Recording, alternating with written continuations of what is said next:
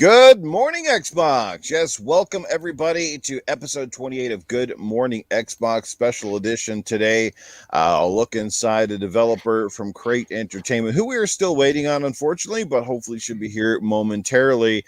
The game we'll be talking about a little bit today is called Grim Dawn. So we look forward to having Josh coming by here very shortly. While we're waiting, though, let's just acknowledge our chat and our amazing panel. We got the full crew here this morning, and I've also upgraded my StreamYard program, which means we can have everybody on screen at one time and not have to kick people in and out. But let's announce our panel first, and we will start in order as they appear on the screen. Scrolling down, we got Cool Cat Terri back in the building. Obviously not with her usual setup yet, but getting there. Welcome, Cool Cat. Yes, I'm back. I hope everybody's been doing fantastic. I'm looking forward to the show today. It's going to be a lot of fun. It's right up her alley as we talk indies and indie developers. Next on the screen from Cell Block 22, Eternal Shaddai is in the house. Good morning. Good morning, everybody. I hope everybody had a great weekend. Speaking of great weekends and great people, celebrating 55 years on the planet, Cerebral Paul is with us this morning. Good morning, everybody. Hope you're going to having a wonderful day and hope it's going to be a wonderful week leading up to Christmas. I think it will be. Jumping down a notch, we got Mrs. Scrub Nurse is in the building, and he looks like he's fresh and ready to roll. No jogs this morning, Scrubs? Oh, no jogs this morning. It was a little bit too cold, and I wanted to sleep in. So good to see everybody. Got my smooth voice going, ready to talk about some games. Good to see y'all. Let's get it started. Speaking of smooth and silky, let's hand it off to Axel1324. What's happening, Axel? You look like you got a freshly shaven face this morning, so you must be ready to go. Silky smooth, my friend. Silky smooth. Yeah, let's get into the games, guys. Please, and hanging out with us in the chat, we have got Brandon and Caroline, who are hanging out with us, both on the PR side of things for Crate Entertainment, representing the game and the company. I don't know if you guys want to at least say hello to our audience. And if you're there, if you've got your mics active, you can come in and say hello, or if you got anything to say, perhaps give us a little bit of a quick rundown on the game that we are about to talk about. Caroline, Brandon. All right, looks like they're gonna. Looks like they're AWOL. We'll bring them back momentarily. Cold shoulder. Let's find out what everybody's been playing. Let's start with Cool Cat Terri. Cool Cat, you probably haven't played a whole lot. You've been playing the game Moving Out, haven't you? Yeah, I'm moving out. Yeah. So I've been playing a little bit of Lawnmower Sim when I could get a chance to, and then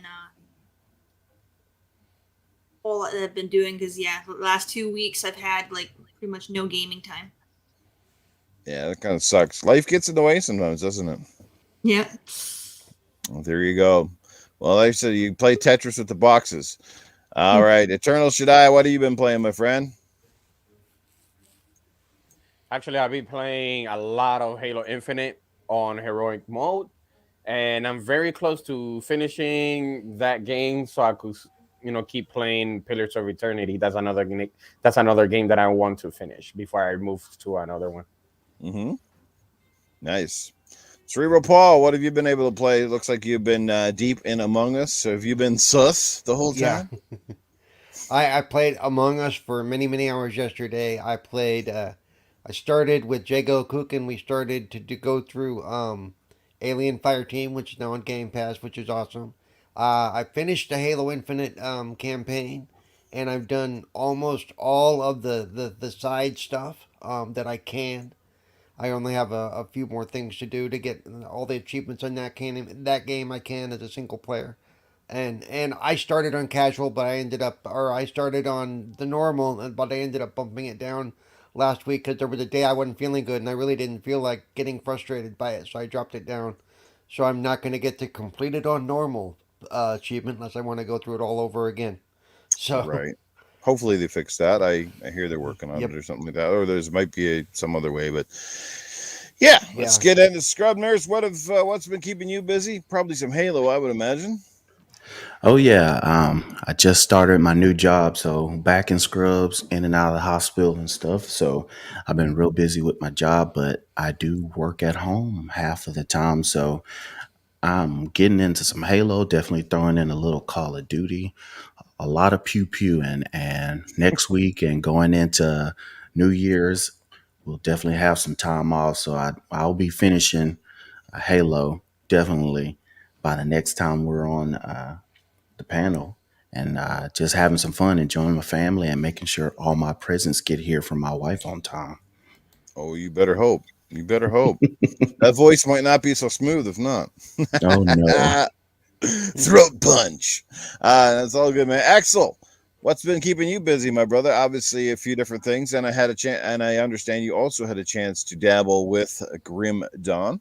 I did. Yeah. So I was playing Halo at the beginning of the week and the Halo campaign, and I just got completely sidetracked because the sandbox in it got me real curious. So I started doing all these. I started gathering Marines and just going on all these weird builds and weaponizing them differently to see what would work. And I got to tell you, I love. You get this Sentinel laser Yeah, from one of the high value targets, and it is OP. That laser is now my favorite weapon. And I just finished getting the upgraded UNSC weapons too.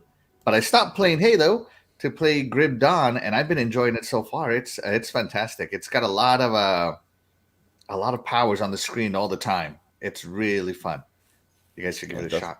definitely looks like some great effects going on, as you can see by the trailer, the footage in the background here. So, like I said, we are still waiting on our esteemed guest, which would be Josh Glavine, a developer from Crate. He's running a bit late. Hopefully, he can make it. If not, we may just have to have him back at a later date. Let's give a shout out to our fantastic chat. As usual, our good friend of the show, Doggy Dog 420, is in the house, and he drops the first super chat of the morning. Comes in hot and heavy, $1.99. Good morning, happy holidays, and much love to all. Well, much love to you, Doggy Dog. Happy holidays. Hope you have a great one, my friend, and can't wait to get you on our morning show here in 2022. We also have Mr. Italian Clowns himself from 4GQ TV hanging out with us. It's good to see Clowns in the chat. I know he loves talking with devs, and that's perhaps why he's in this morning. Obviously, we've got Casket Repair here with us as well. Lost Forever is in the house. We have got Your Wicked Hot is hanging out with us this morning. What's going on, Hot? We've got to play a game soon. Toolman55 is here. Fastback, or NLG brother, is in the house. What's going on, brother Fast? Pixel Slappa is here as well. And moving down the line, we got Lemon James. What's going on, Lemon James? Speaking of Lemon, I see 108 Dragons TV is here. What's going on, brother? We got Crazy Greek Dude up in here. What's happening, Crazy? And I think we've Joe Bailey. How are you?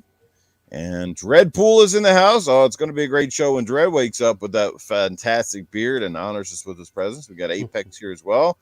And I think we are now Jesse Darby, Ice Queen Gaming. And Dr. Dinglenut. Oh, it's going to be a show now. General Spartan. I recognize those names. Welcome, everybody. Good morning. Let's just see what's going on. Yeah, you know what? Why don't we go right into one of our segments, and let's start out with you, Scrub, because it's been a while. If you have it available, maybe you can bring up the games that have gone into and are leaving Game Pass, because there's been a lot. Take your time, though. No rush. Yeah.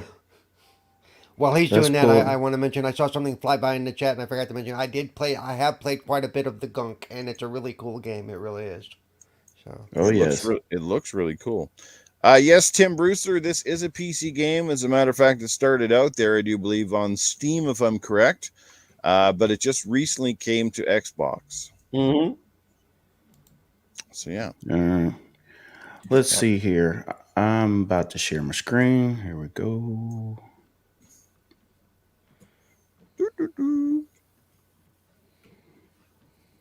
There we go. All right, everybody. First, we're gonna start out here, which if we hadn't checked out, I'm on the Game Pass little website right here. So recently added, but we just talked about, Paul just talked about, we got the Gunk. So If you hadn't had a chance, I know a lot of people were waiting on it, and for a while we kept trying to figure out when it was going to come out. As far as we knew, it was December, but we didn't get a date until just recently. The gunk is out. For people who didn't know, Mortal Kombat 11 just got added. So a lot of people like fighting games. This is a good time. Holidays. You got friends and family over. You want to talk trash and beat each other up on a video game.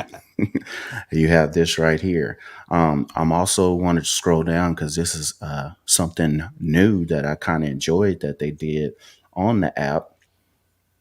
Is they put the Game Award nominees here, which is pretty cool. So here's your games you can pop on there. If you saw the Game Awards and you really enjoyed it, we got It Takes Two. Please try this game out. If you get a chance, find somebody, anybody, pull it up and let's go. We got Psychonauts 2. One game that we definitely talked about that should have been game of the year or should have been this. It should have won something. There should have been some kind of award for this game. Check that out if you hadn't had a chance. Back for Blood.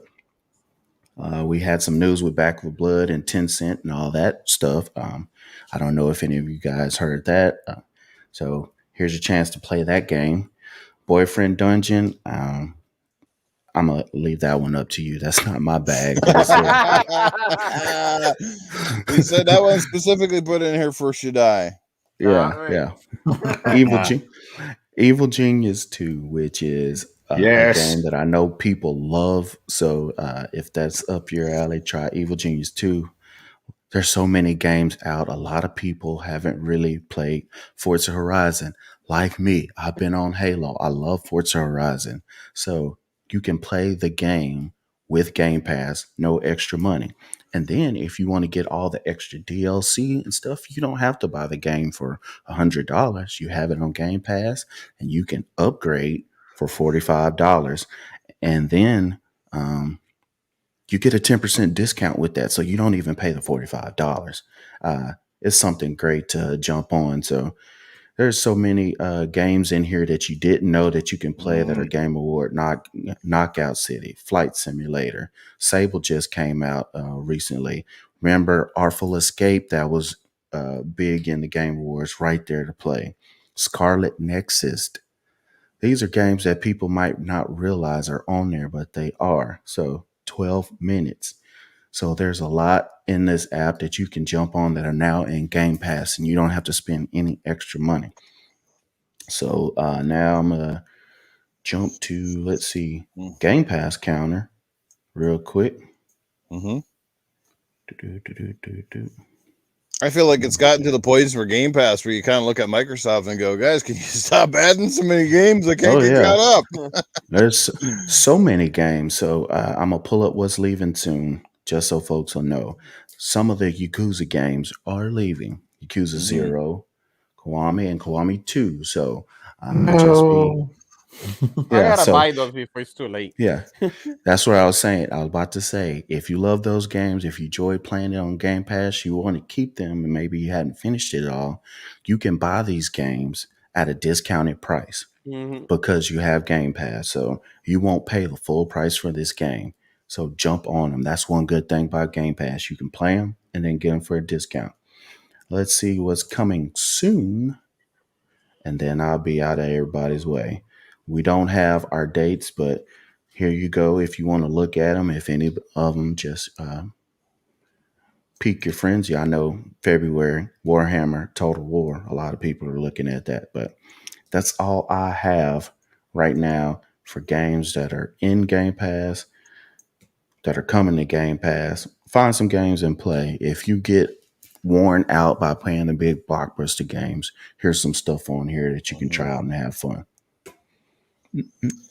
Nice. Wow, Game Pass is killing it right now. You know, I keep telling people all they need to do for Xbox is walk into a store, pay for some banner space, and literally put up this big picture that says, buy our console, get Game Pass, and you can play these games, right? And then say, buy them physically, or if you're not Game Pass, here's what you pay. And you show a picture like the box, like, and even if you just got to use your own first party titles, like you add up the cost of Forza Horizon, and you add up the cost of Halo or Flight Simulator or all these games together, and you add up the total and then put it in big bold letters, your cost without Game Pass, your cost with Game Pass, and then show like that 530, like over, even just put over 300 games, it sells itself, man. You'd have to be almost a complete moron not to jump in. Yep. I just for Chris, it ended up being for Christmas because it took me so long to get the money to ship it. But I just shipped my Xbox One X to some friends of mine who have 4 kids that they don't have a console, and I told them, here's where you can get Game Pass for it's either 2 months or 4 months for $1, you know, and then you can go from there. But I will give them all the games they could possibly want to play. I showed them the site for how to set up their children's accounts so they're well protected and stuff like that. I mean, so right now I'm king in that family because I just basically gave them an entertainment, uh, pile of stuff. These kids are gonna have to do, they're gonna have stuff to do for the next forever, for the rest of Christmas break and beyond. And because of XCloud, they can also play, you know, a lot of the Xbox One X games or the Series X games on their One X. So That's yeah, right. they're set. That's amazing. It's a great deal. So Yeah, they're going to be spending. Why play one game for Christmas and you can have hundreds? way too many. Yes. Yeah. Yeah, that's your biggest problem. Christmas morning, you wake up and the parents are looking at you. What's wrong? You're not playing any games, Mom. I don't know what to play. There's so many. Four kids, one console. There's going to be a lot of fighting in that house. Oh, Really, so. yeah. They might want that Boxing Nickelodeon Day. fighting game. There Yeah. goes Boxing Day. Hey, what's going on, Art Rob? Good to see you, man. Great to see you in the chat. We had an amazing chat here already this morning. We got 27 live people in the house. Tim Brewster. Brandon says he's still trying to reach Josh. So let's hope everything's okay there. Maybe he's having technical difficulties. But you know what? Since you talked about Game Pass, and during the Game Pass that you just brought up, Scrub, Back for Blood came up in there, right? Phenomenal little game that, well, certainly people had fun with for the better part of a week at least before moving on to something else, which seems to be the way. But anyway, Back for Blood, great little game in the vein of Left 4 Dead. Turtle Rock is the developer, and as we just saw, they've been now acquired by Tencent. Tencent, one of the biggest publishers on the planet right now, probably the biggest publisher with, I think, how many studios they have under their belt, like over 30 or something like that. And now they add this little studio, this little gem to their portfolio. How do you guys feel about that? What do you think is the future of Turtle Rock and their games moving forward? Who wants to? Let's let Scrub have the go at this one since he started with the Game Pass. Well, I mean, it's good business for them. The only downside, and I'm not going to try to get really big into politics, but we do know as gamers, we have seen how China has done crackdown on the players and how they've treated some of the developers and the games that they've come out. They've restricted, they've said you can't do this, can't do that. Players, if they're under a certain age, can only play like 3 hours on the weekend. So you can tell that they are buying a lot of Tencent American companies dealing with video games. They got their hands in a little bit of everything. So I hope they do right by this developer. I can't say how good it'll end up for the end product, us being the gamers, but it's interesting to see.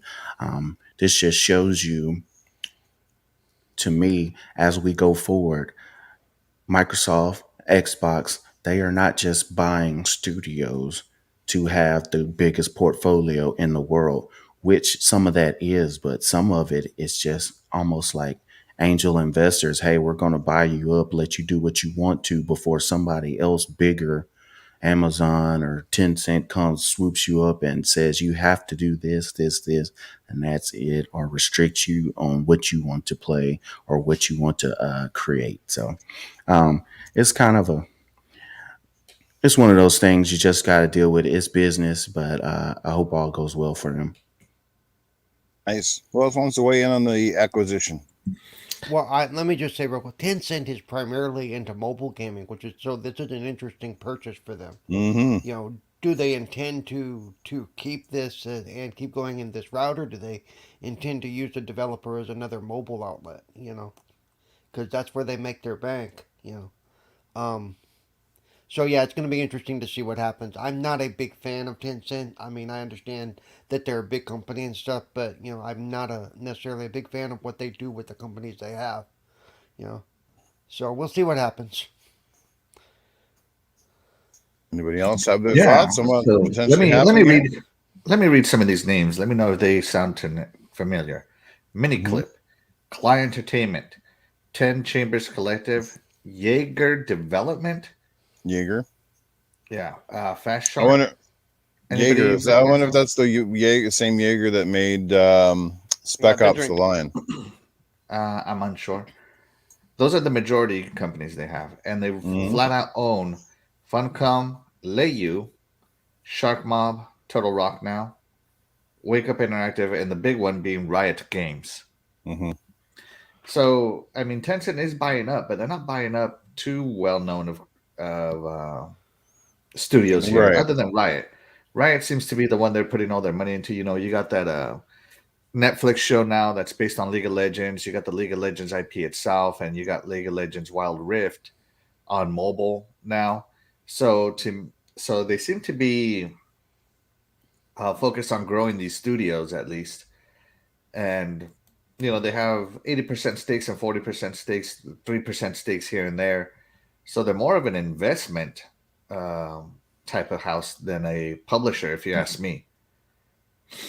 Because they even own 5% of Activision Blizzard, 5% of Ubisoft. Yes, Yeah. that's what I'm saying. That's what I'm scared of. What they're doing is they're putting their hands in multiple companies, not just buying games. I'm not worried about the buying games, but all they're doing is buying more stake, buying more stake. Eventually, you'll turn around. Blizzard, they'll have 25% stake.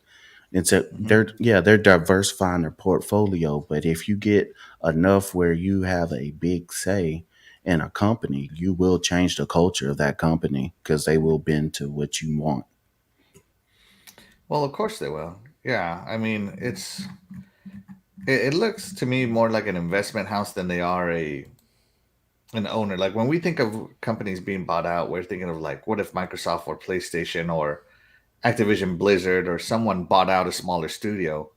They're definitely gonna put their culture into it. And Tencent seems to be more put the money making culture into it. Because I got to tell you, the microtransactions in a game like Wild Rift, it's up there. It's not pervasive, but it's in there. Yeah. So yeah, they look more like an investment house to me. So we'll see where this takes Turtle Rock. And every time the Chinese government makes one of these big announcements, Tencent stock takes a hit. And they have they've recovered quite a bit from the major hit they took when the first big announcement was made, but not all of it. So some of this may just be to kind of bolster their standing, so that if anything does happen, the more they can still kind of not lose as much. I mean, the guy lost billions of dollars overnight at one point. It's like that's got to sting. That's Yeah, but they've done the same thing with Alibaba. They've taken control. They said, "Oh, you make too much money." The Chinese government now takes this much out of your money. They've had different companies in the American stock market let a lot of American investors put money into it, and then the Chinese government has delisted took it off. Yep. them out of the American stock market. A lot of people lost their money, and now it's solely in China. Nobody can invest or get their money back. So there's been some sneaky business practices with the government and stuff. So I kind of wonder with Tencent how that's going to go. Sorry for putting stock market and money stuff into the show. But it's part of the Well, story. The thing is, But like that's all you part of said, the it's story. business, so it comes with it. Yeah. Amateur analyst hour. That is part of it. That's We right. know that's part of that's a big part of the business. That's why some games come out when they do. That's why some games refuse to be delayed and come out incomplete because of that fact alone. Because they're waiting to pitch a game, which is advertisement. You know, that's one of the things that they start with is when is this game going to launch and is it going to make our quarterly earnings? And that's the thing. They want to get it out when they say it's supposed to come in the fourth quarter. It needs to come in the fourth quarter because a lot of guys stock stuff that rely on getting that game out and getting it to market. And that's one of the big things when you come from a big publisher is that you kind of got to make those deadlines complete or incomplete. That's just the way it is. And I think we're starting to see that a little too often now between COVID and those pressures. We're starting to see a lot of cracks in the armor of various developers that push their game out. Look at Cyberpunk. Cyberpunk is the biggest example. Yeah, they had to pay what, like $1 million to investors after all that colossal, release. So they had to pay a lot of money for that. But it was the board's fault that happened. Yep. It was it wasn't the developers, it wasn't the game, it was the board's fault that was allowed to happen. Yeah, you see that all the time. I mean, look, I don't know what this really means. I mean, obviously Turtle Rock's got they got some talent at the studio. They got people that know how to make a pretty damn good co-op game. Anybody that's played Back 4 Blood's pretty much, I've heard pretty much unanimous across the board. Everybody's had an absolute blast with it. It's been a lot of fun. A question is, do they grow or do they get sort of absolved and then fade off into oblivion? Because we all know that a lot of these guys came from the studio that made Left 4 Dead, so they kind of got nullified and kind of went all different directions, and that's part of the reason we didn't see an actual official sequel to Left 4 Dead. And they've kind of had a miss and they kind of had a hit, because we all know that before Back 4 Blood they had the game called Evolve, which was heavily hyped. I remember, and it kind of faded out faster than it came into play. Right, so he evolved to an ash. That's it evolved into nothing. So I'm a little concerned, but also that there is potential.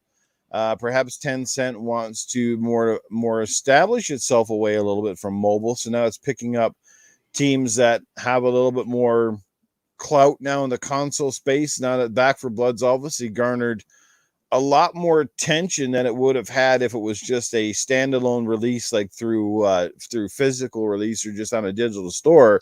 Back 4 Blood got major recognition because of Game Pass. So there's a lot of people that know what that game is and have some familiarity with the actual developer of Turtle Rock. So Tencent knows what they're doing. They struck with the iron is hot and probably made an offer that was just too good to refuse. So it could kind of really go either way here. Because they're a little smaller, hopefully they can have some control over where they go, but who the hell knows at this point in time. But that's the way of the world right now. Everybody's snapping people up, and I suspect that Microsoft is definitely not done. And the more the competition strikes, the more that they're going to be like, yeah, well, maybe we better get some other people too, because you never know where the next big game or the next huge hit's going to come from these days, and it could be somebody that you didn't get. Everybody looks at Microsoft and says, man, like Sony getting Insomniac was huge for them. And I think for Xbox, you look at Ninja Theory now, who've skyrocketed in popularity, especially with the latest Hellblade trailer. Like, my God, right? So epic. Yeah, so epic. There you go. Wait, Ninja Theory put out a new trailer? Was that actually gameplay? Just the one from I see what you're doing there. What's going on? Let's catch up with the chat real quick. What's going on? BZH and Koo, Black Card in the chat. Lost Forever is hanging out with us as well. We got our good brother R Rob here this morning. Tony Grosso, 28 for 28 and always late. It's good to see you, Tony, man. Whether you're late, whether you're early, we appreciate you, man. Thanks for being here. Splendiferous in the house as well. And I hear a bleep. I'm not quite sure what the bleep is. Oh, it looks like looks like Carolyn is back. There we go. Sat her back in here. Still don't see Mr. Josh Glavine yet, but hopefully he makes it here shortly. Well, let's move on to the next topic, I guess, and that is, and this one, Terry, you could probably lead us off on this because I know you're excited, but you also had some reserved words or some scorching words for fans of Splinter Cell. It is back, perhaps not exactly in the way we had hoped, but the fact is, it is back, and that's a good thing. That's a great thing. And let's see how this works out. So, Terry, tell us a little bit more about the return of Sam Fisher in Splinter Cell. Okay, so we talked about it on a previous show a little bit about fans really wanting it to make a comeback in one way or another, whether they make it completely new, ever. And I heard a lot of people going on about how Ubisoft will never bring it back because they don't listen to fans, and I was like, but I'm like, no, they'll bring it back when it's time. I expected them to wait until after they saw how Prince of Persia would go down, since they got that coming out hopefully within the year. But no, they got it. They're working on it right now. They decided to drop a big announcement that they are working on it now, which was quite unexpected. And I think it's a great idea that they're doing like a remake of the game, because the game is 19 years old, so it's yeah. There's a huge amount of gamers out there who've never played it. All right. Correct. So doing the remake allows them to bring in a new fan base, still keep the current fans satiated, bring in the younger crowd to get them involved in it. And because the mechanics and the things that they use in the other one are so dated, it wouldn't make sense to do a remaster. It's aged too much. So the remake allows them to really take advantage. I think they said they're using the Snowdrop engine, so they'll be able to do a lot of work with that. So that it'll definitely be great to see what they do with that. And then, being that it's a remake, they can also take some liberties with the storyline, and if they wanted to change stuff, they can go ahead and do that. Much like how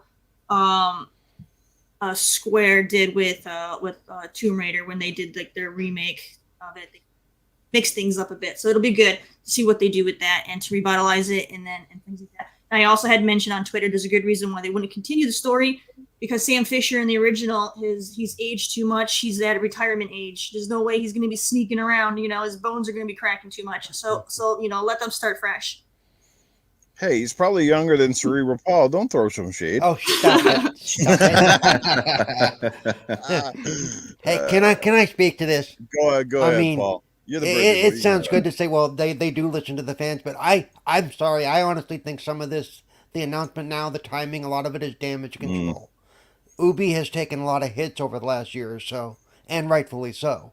But so by throwing this little cookie out there, all of a sudden everybody's going to forget about the drama and go, ooh, Sam Fisher. I mean, I hope it's a great game, but I don't know that this was always their plan. I don't know how far along are they? Had they already started working on it, or are they announcing it now? Then they're going to start it. So we're still looking another 4 or 5 years out. So I mean, it's hard to tell. So I mean, I'm glad they're doing it. I just found the timing a little suspicious, as it were, as to why now. All right.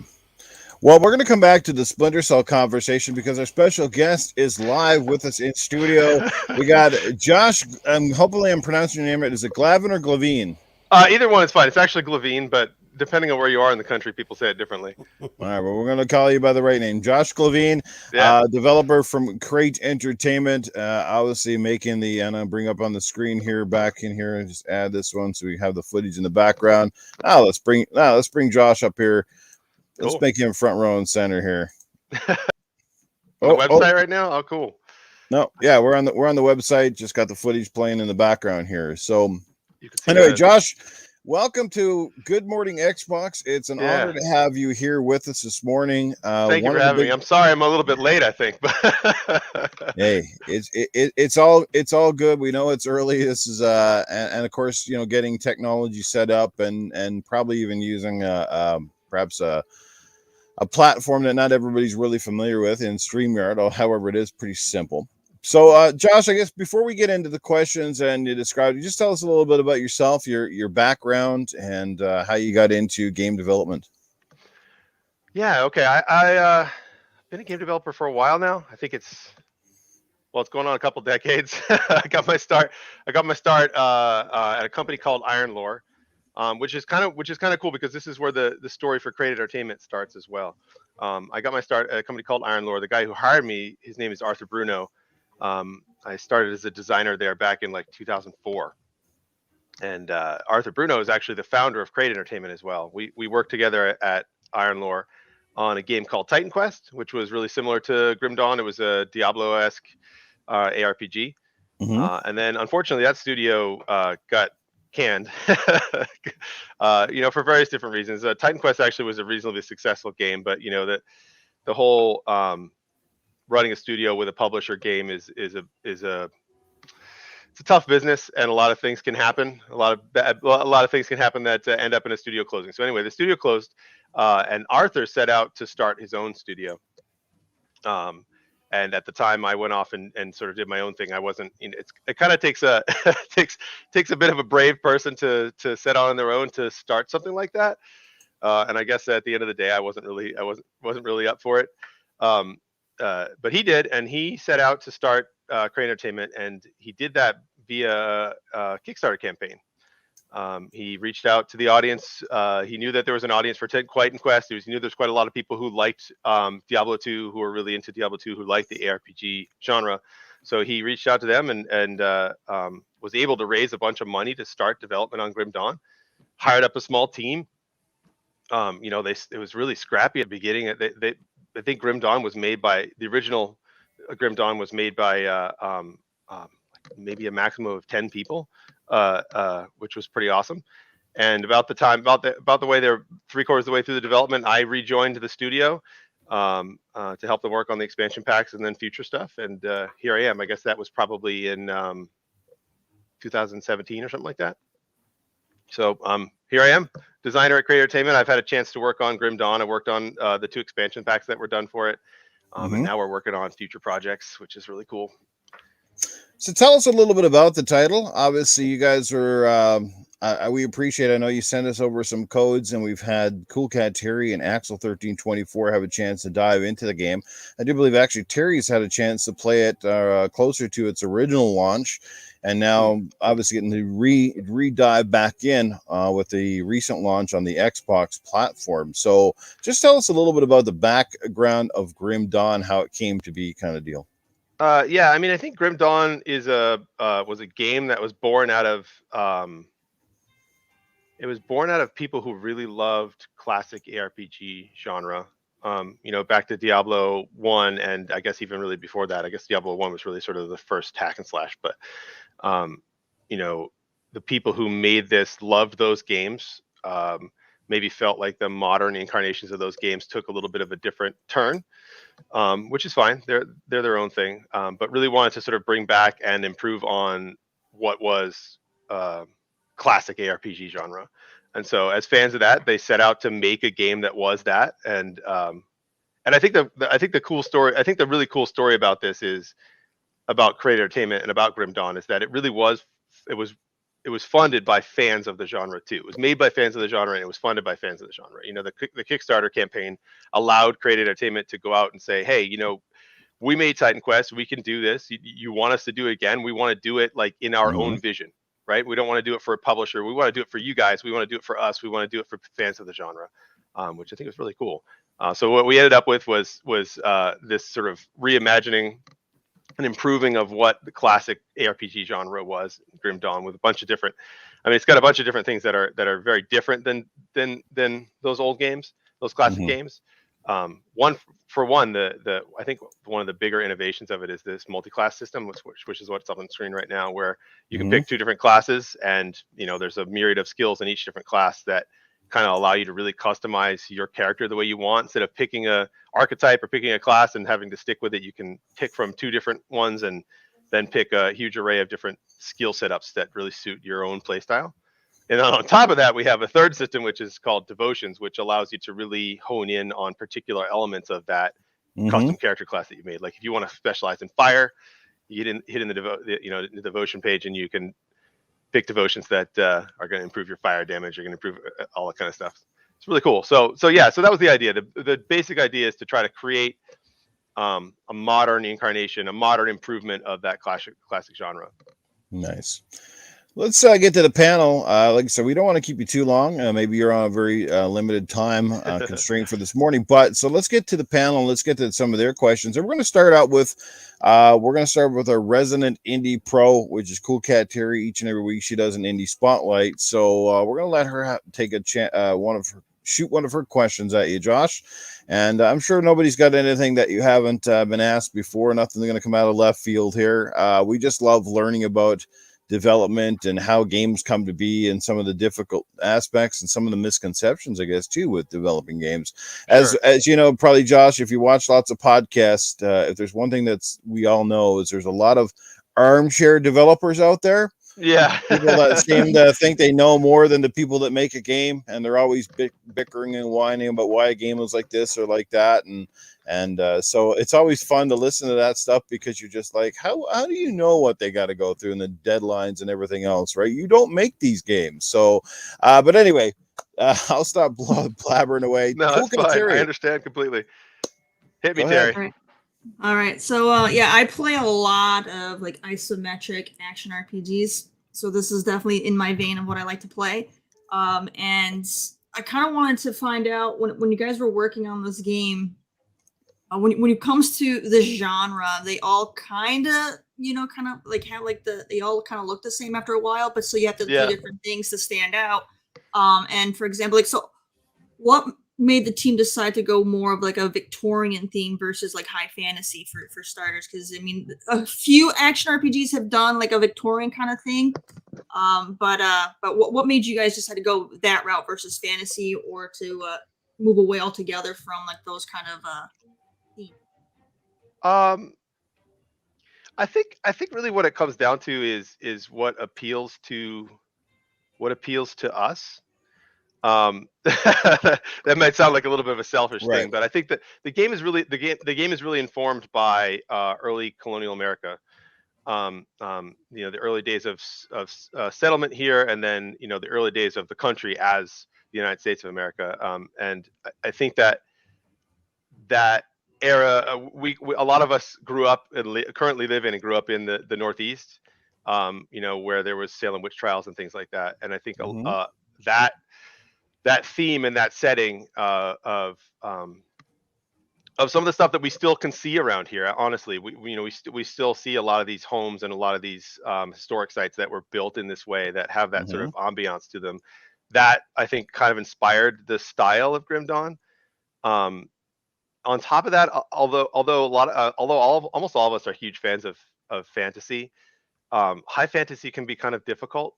I think it's one of those things where it's very easy to fall into a sort of sameness patterns that everyone else falls into, or to fall way by the wayside into something that people really don't identify well with. If that makes any sense. So I think that for the sake of being somewhat unique, but maintaining something that people could recognize, I think that's kind of how we ended up on this style of sort of, I don't want to call it Americana, because Americana, I guess, is probably from the 50s, but it's a sort of early colonialism. Yep. I think that answers your question. Does that? No, that works for me. That works for me. Now, I had played the original way back on PC. I wanted to ask how difficult it was, because having to convert over to console with the UI and the controls and stuff, how difficult was that? Because they're completely different, to get everything to work in there, because you have a lot less keys to bind that you have to try to work out to make it console friendly and things like that. So what was that whole process like? I mean, to be frank, I think the biggest issue with this game and this genre, to me, well, there's two, I guess. The one is that it really is heavily menu driven. There's a ton of like clicking on small things and little tiny buttons and moving things around, and it's a weird subject, because a lot of that stuff is part of what makes the genre appealing.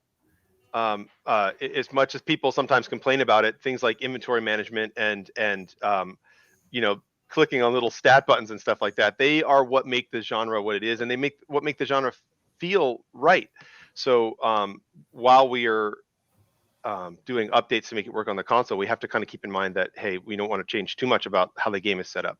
But at the same time, the other question is just the basic gameplay also involves clicking on things. And targeting is a huge issue in that, right? In the game is built specifically so that you have to click the right time on the right little tiny place on the screen. So I think one of the first places that we put effort in was in trying to make the targeting work well. Make it pick intelligently, and then also give you an opportunity to sort of customize what it picks on the fly in a way that's really efficient and feels nice. And I think that while there's other things in the game that I think people might feel like we didn't do enough work in, which is fine, like the menus and stuff like that, I think that they won't see that the targeting works really well, because I think when something like that works really well, you don't really see that it's working really well, which is kind of funny. But I think at the same time, this was our first console port as a studio, as a team. So, there's things that we, in retrospect, now that the game's out, we can look at and say, well, we probably could have done a little bit better job with that. We probably would do that differently next time. It's lessons learned, and we will. We've already, I've got an update for the game in certification right now. We're waiting for that to pass cert. So we're making tweaks all the time, making improvements all the time, quality of life improvements for the players. I think that mostly answers your question. Kind of got off track of there at the end, but I just have one more thing. It's more of a request than a question. Sure. Would it be possible when it comes to accessibility to maybe have like a system where we can make the text larger or like the UI larger? Yes. It's so hard to see the little symbols as well as read the text in the game. Yeah, so that's actually one of the things that's coming in our patch. We at the risk of potentially violating Microsoft certification requirements, the PC version of the game has the ability to change the scale of the UI on screen. So we're going to be doing a couple rounds of improvements on that, but the first one that we're doing is this one that's coming out pretty soon here. Should be really soon. I mean, it's already in certification, so as soon as it passes, it'll be on the on the marketplace, which allows you to scale the UI. That'll allow you to boost it up if you're on a little bit smaller monitor, so you can see the text. And then I think in the future, what we're going to do is actually just get in some of the places where the text is particularly small, make those a little bit larger themselves. Nice. So yes, thank you. When I mentioned some things that we did that we probably would do differently next time, I think that's one of them. That's just one of those things that I think takes a lot of knowledge about how many different screens people are going to be playing on. When you play in the PC, it doesn't really matter how big your screen is. You're sitting like less than a foot, less than 2 feet from it, a foot or 2 feet from it.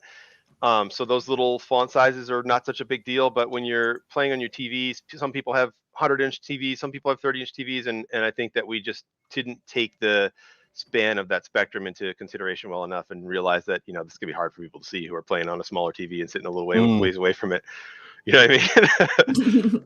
I mean, also there's other things that factor into it too, like resolution. I think that you can play the console game at 4K, which makes the text crazy crisp. So I think it's very different than playing at 1080 on a smaller TV. So yeah, a game like this on the Nintendo Switch would probably be immensely challenging, I would imagine.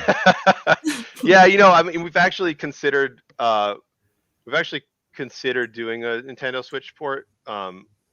We haven't really decided whether we will or not. It's funny because I think the game itself would probably be a ton of fun to take around with you and play on something like Switch. But it would be incredibly challenging. It would take a lot of work, I think, that we didn't necessarily have to do to make it work on the Xbox for a lot of reasons. And the text and the UI and the interface and all that kind of stuff is open for sure. Gotcha. All right, you know what? We're going to go to Scrub Nurse with a question. Scrub, if you're ready, just because I know, like I said, you might be limited on time yourself today. So let's get your question. No, I'm all day. Oh, you're all day today? Yeah. Fantastic. Well, you can go ahead, or Eternal Shaddai. You guys can fight for it here. Okay, then. Mine are kind of short and sweet, just to get the feel of the developers and what they like and what they want to do. My first question is, Josh, I know a lot of people get on developers and talking about games and with crunch and how difficult the game might be to build or to port to different things. I kind of want to get on the lighter side, like when you're developing, what is one of the things that you just love so much, and just a story that you had a lot of fun with creating this game? Yeah, I mean, You're right. The game development is hard for a lot of reasons. I think anytime you set out to do something that you are creatively invested in, it can be really challenging, right? It's easy to get down on yourself. It's easy to get bummed out about it. But to me, like there's a moment that happens when you're making a game that I don't know. I don't hear a lot of developers talk about this because it's maybe a weird admission to make, but there's a moment that happens when you're making a game where you have all these ideas and you're implementing some of these ideas and you're trying to get this game working. If you're lucky, there's this moment that happens hopefully early on in development where you play the game and you're like, oh my God, this is it. This is a game. I made a game. This is fun. People are going to like this.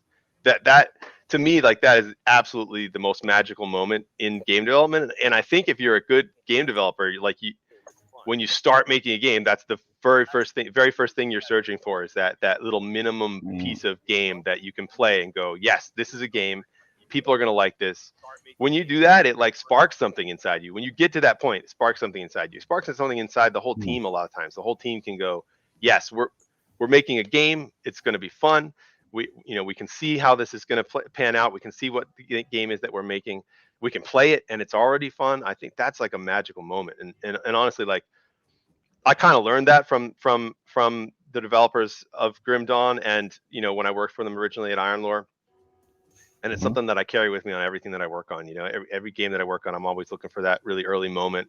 So sometimes it can be really simple, depending on what kind of game you are. It might be a little gray box with almost no art in it, or it might be like your very first complete level in the game, and you say, this is it. This is the game I made. This is gonna be fun. Other than that, I feel like for Grim Dawn, like one of the things I'm actually pretty proud of Grim Dawn is there's a bunch of people on the team who write the lore notes and the story in the game. And it's funny in a game like Grim Dawn too, because I think a lot of people miss it because they don't necessarily read them all. But there's something like 490,000 words of text in Grim Dawn. and actually, there's some pretty cool stories in there. There's a lot of those are little, like 2 or 3 page, 6 page lore notes, we call them, which are basically how you pick up the story in Grim Dawn. And if you follow some of those, there's some really complex stories that span the entire 3 expansion packs, or 2 expansion packs plus the small Crucible expansion pack.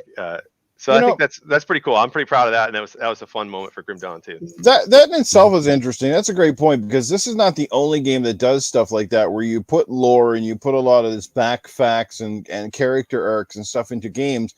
And like, is that something for you guys that, like, how do you decide that's going to go into game? Because if you look at statistics, right, and I'll even use myself as an example, I'd say about 8 out of 10 times I barely read most of it. I'll read the odd bit. Most of it I just skip over. I just want to keep playing. So then like that takes an awful lot of time and effort and writing and stuff like that. So do you kind of go like, is that where you sit down and go, should we put this in because it's going to keep the 10% of our audience extremely happy, but the rest of the people are going to ignore it and skip over kind of deal?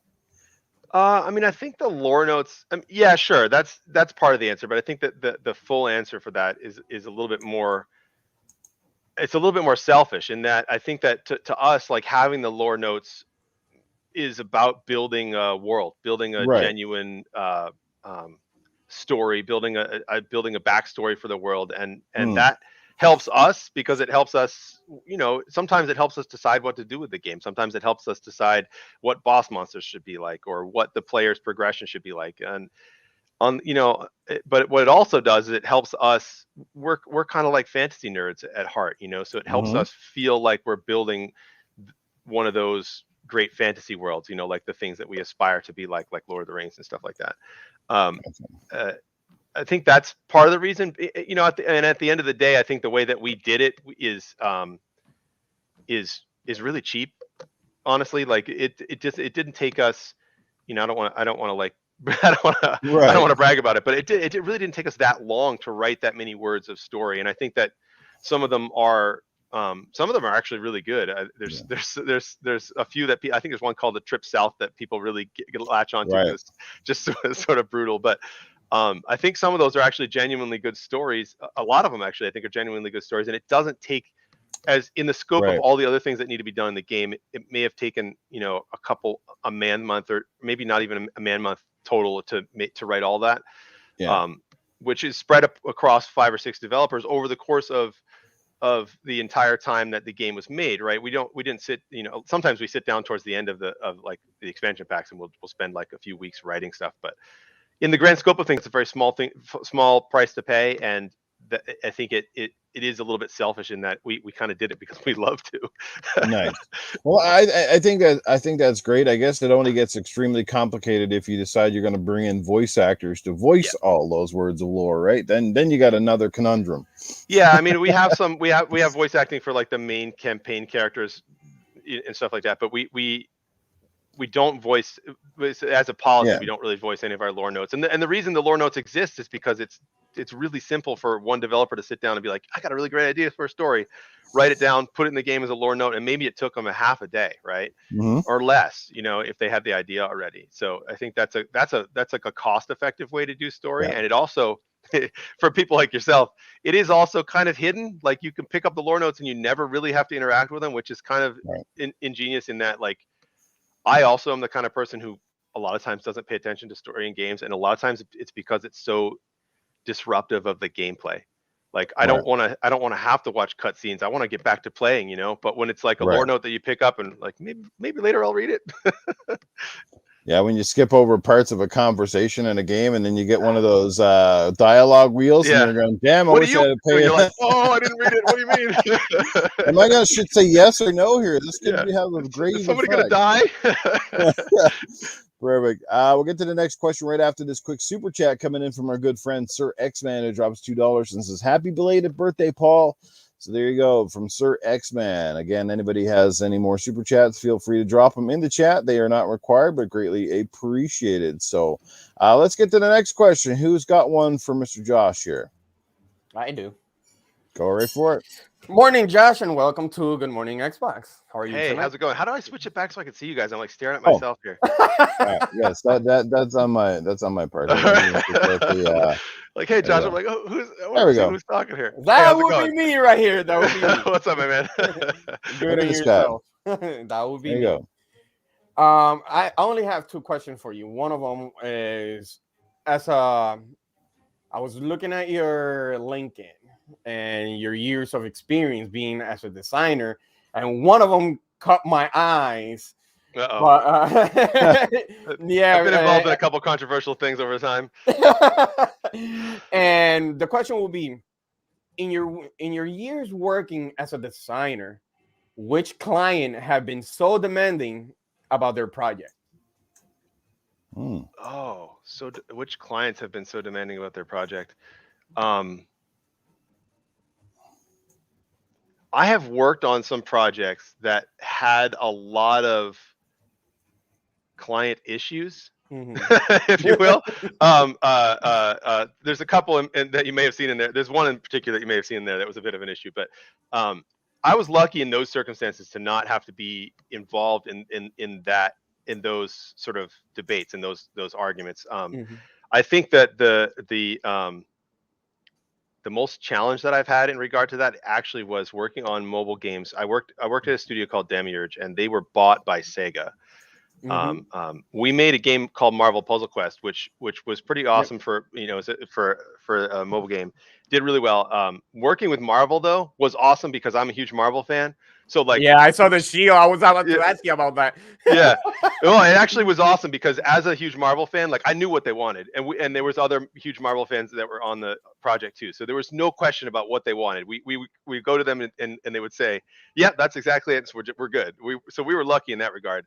But I think at the time, we ended up getting purchased by Sega, and we ended up working with Sega, and they wanted us to work with their IP, which I found really difficult, and I think that they felt really passionately about having us work with their IP, which is old stuff like Crazy Taxi and Sonic and stuff like that, and that was hard for me because that was the first time. Knock on wood, it was the first time in my career where I was working on someone else's IP, that I wasn't necessarily really interested in. Like that's a hard thing to do, and not even interested in, but knowledgeable about. Like I got a chance to work on a small Mass Effect expansion, which was kind of controversial, but that was fun. And they were very demanding about their like we ended up not making what we wanted to make because actually it's kind of funny. It's kind of a funny story that almost no one knows, but we made a design for the expansion pack that we weren't able to make because it was too close to a story that they were planning for the Mass Effect 2. So or Mass Effect 3, I think, which is kind of a bummer, but that was a case where it was kind of sad. And then I worked also on Aliens Colonial Marines, which I was completely isolated from the drama that happened in that because I made an expansion for it that had absolutely nothing to do with the main game. And it is really saddening to me because the people who played the expansion that I made, which was called Bug Hunt Mode, there was actually a petition. There was actually I can't remember what that petition website was, but there was a petition signed.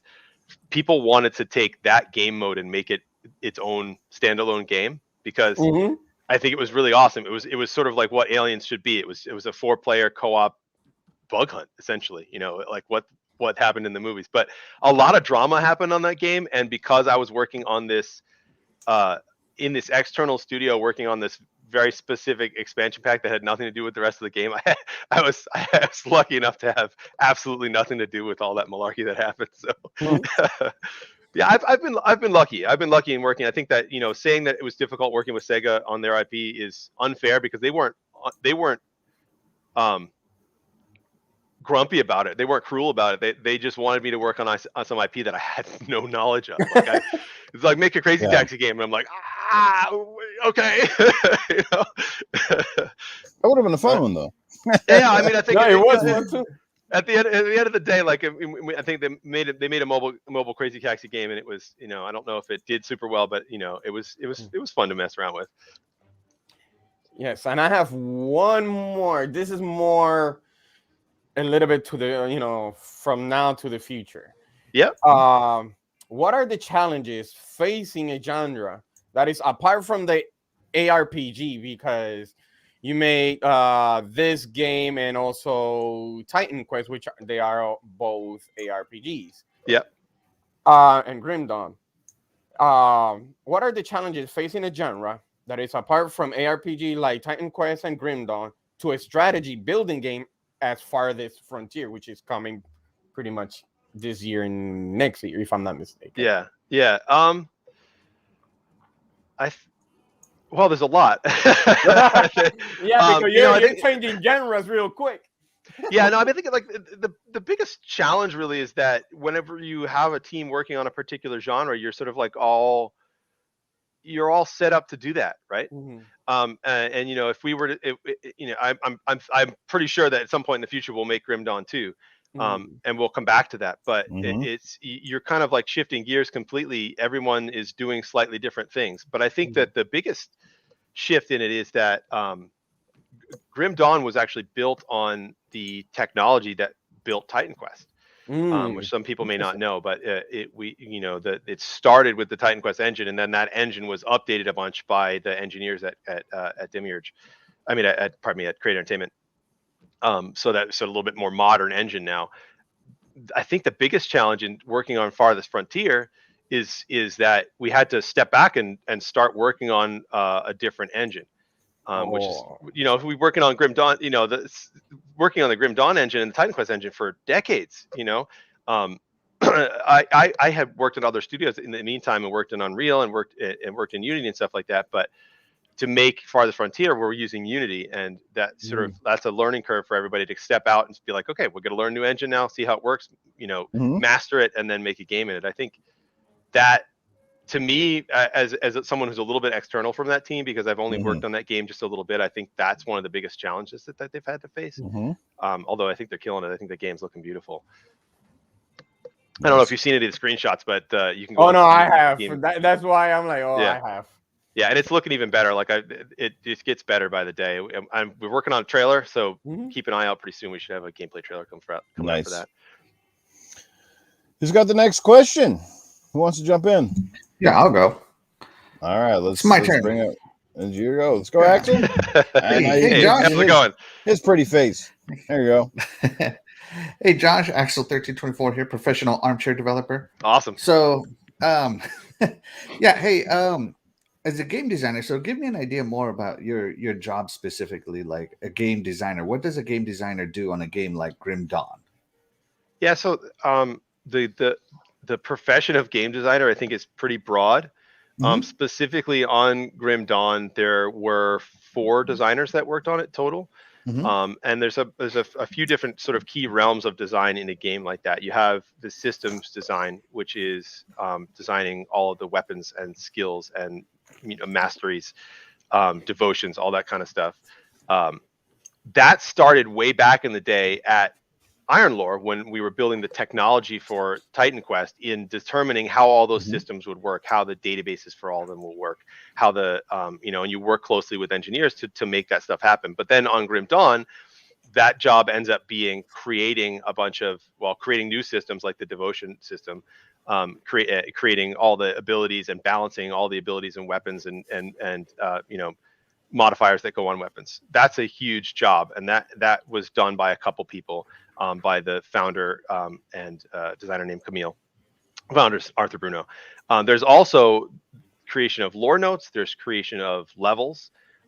There's creation of quests, and then there's creation of boss fights. And I think that design kind of falls into a few different categories. You've got systems design, you've got content design, which would be creating levels, quests, boss, and stuff like that.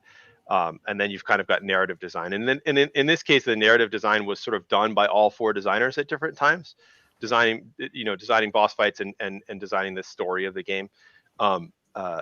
But one of the things that's cool about Crate Entertainment, and I think that this doesn't happen as much at bigger studios. A lot of times what happens at bigger studios is designers get siloed into one particular area. Like, you're a systems designer, you're going to be working on balancing weapons, or you're a level designer, you're going to be making levels. You're a narrative designer, you're going to be writing lore notes. Is that, with the exception of some of the more hardcore balancing tasks, because it's really important for those to be in sort of 1 or 2 people's minds. Like, they have to be able to internalize that and understand it and know how all of it's working all the time.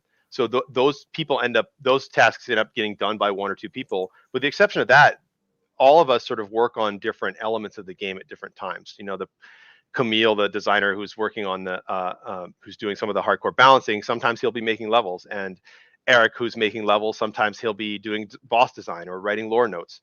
So it's the general job of a designer, in my opinion, is to try to take not only their own ideas but the team's ideas and turn them into a game, into a system that works for players and that has longevity and it will keep players interested.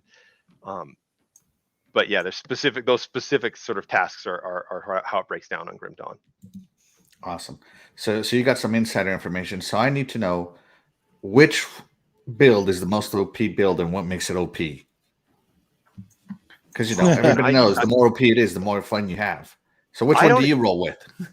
I don't even know, honestly. Like, this is like a great question, and this kind of really speaks to Grim Dawn. Like, we have a pretty hardcore core audience that some of these players have played this game 4,000 or 5,000 hours, more than that, double that. There's a few players out there that have played that game double that. It's insane, and more power to them. It's awesome, but like because I'm not keeping track of their conversations on a daily basis. I have no idea what the most powerful build of the moment is. There's so much deep theory crafting that goes into creating builds in Grim Dawn that, like, I have no idea what it is right now. My favorite build is, I really like the Oathkeeper. I really love the Oathkeeper's mobility stuff. The Captain America shield. I probably shouldn't say that. That's like like license infringement. But there's a cool attack in there where he throws the shield. It's kind of like Captain America style. You have a charge ability where you can kind of, or the soldier has a charge ability, you kind of bump in there. I really love that kind of stuff. I like the Inquisitor too, because it's gunplay, which is kind of cool. Not something that's super common in ARPG space. I don't know what the most powerful build. I guess that's the answer. Like, I don't know what the most powerful build currently is. I guess we could look it up on the forums, but there's a lot of argument and conversation that goes back and forth between what that is. And I think that speaks to the power of Grim Dawn, because I'm not sure that anybody really can agree what the most powerful build is, which is awesome, because I think what happens in a lot of games, not mentioning any in particular, but I think what happens in a lot of games is there's a build that everyone knows is absolutely the best thing you could possibly do. And I think that Grim Dawn is deep enough so that there's always going to be question what that actually is.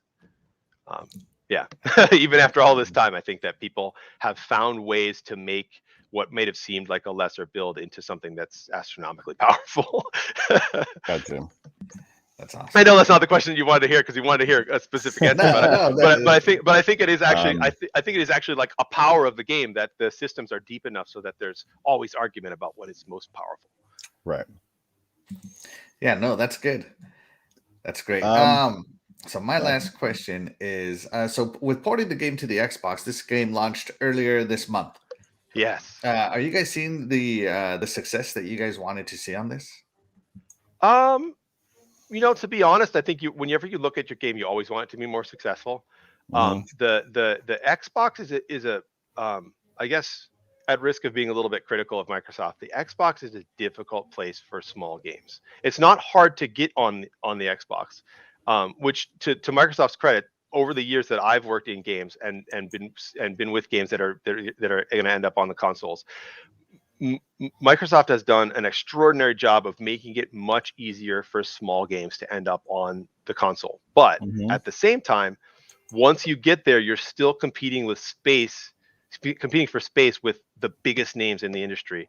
And I think that a lot of times that space can be the key to like real big success. And, you know, to give some more credit to Microsoft, they do some sort of editorialized promotion of smaller games, but it's very difficult to become one of those games.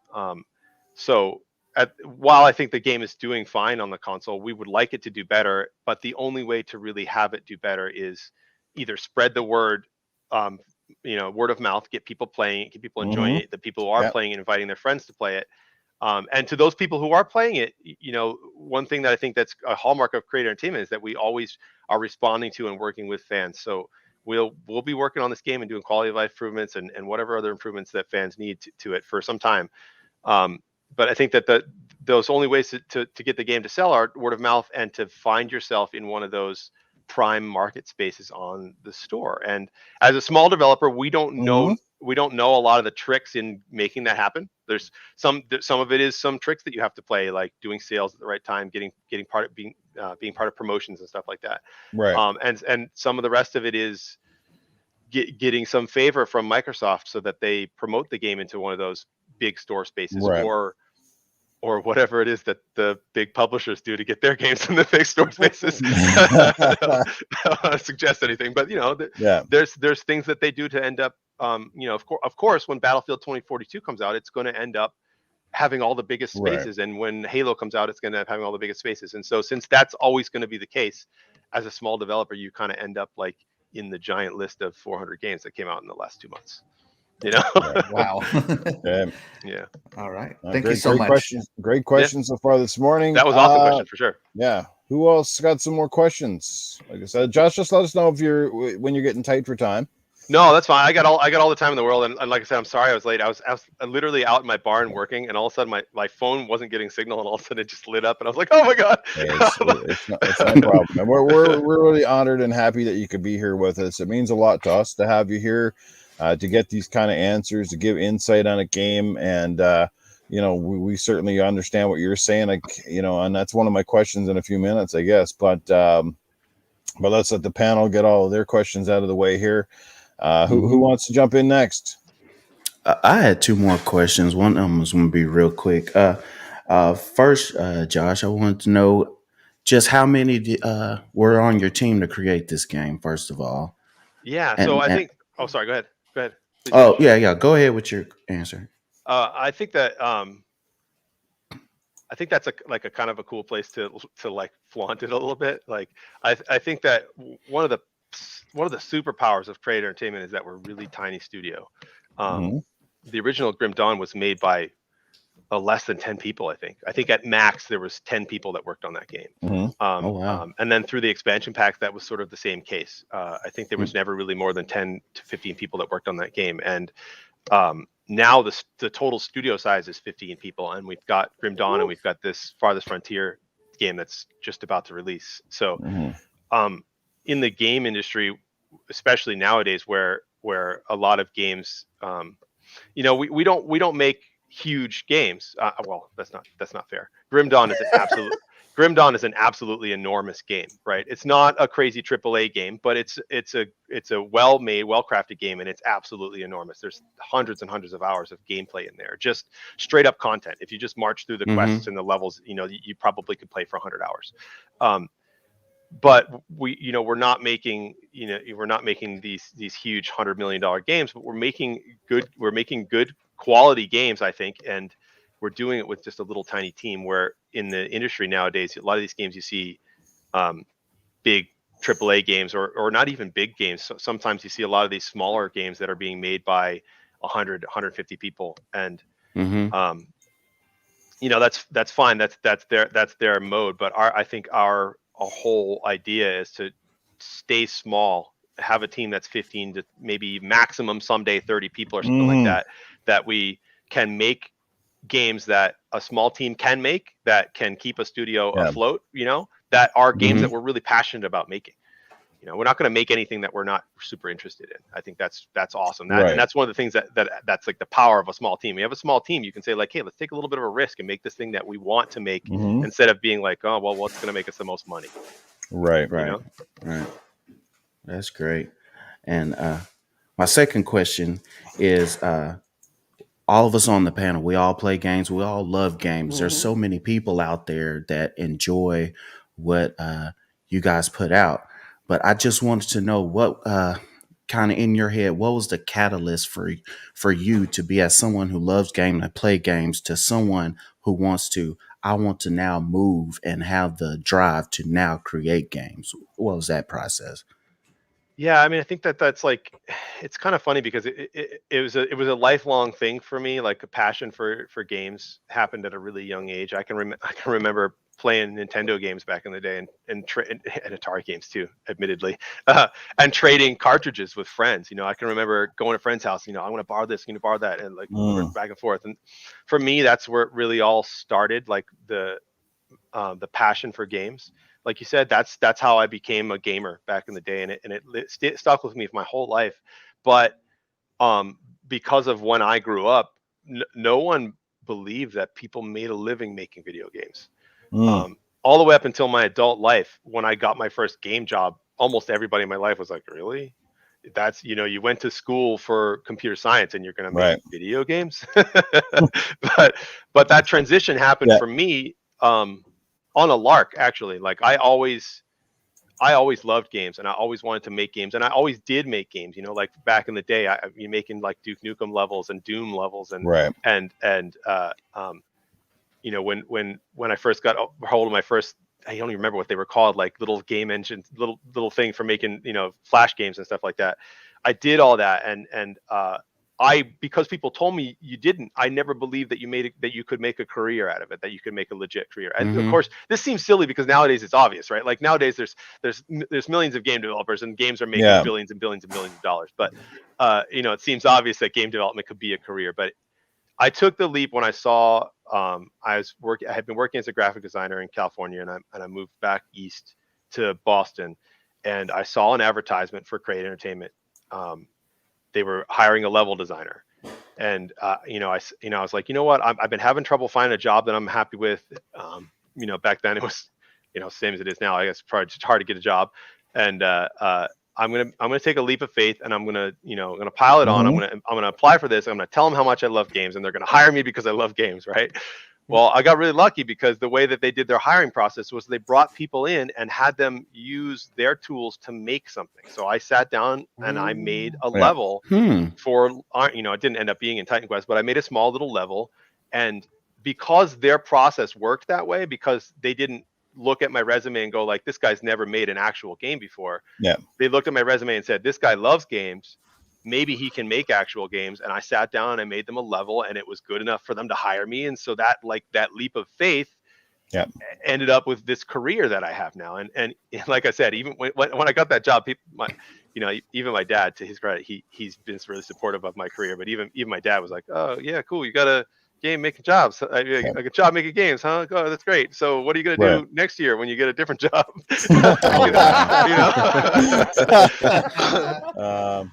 We got a question coming in from our chat. I'm gonna put it up on the screen. It comes in from Splendefers, who drops $2 and says, "Hey Josh, does a designer create main characters?"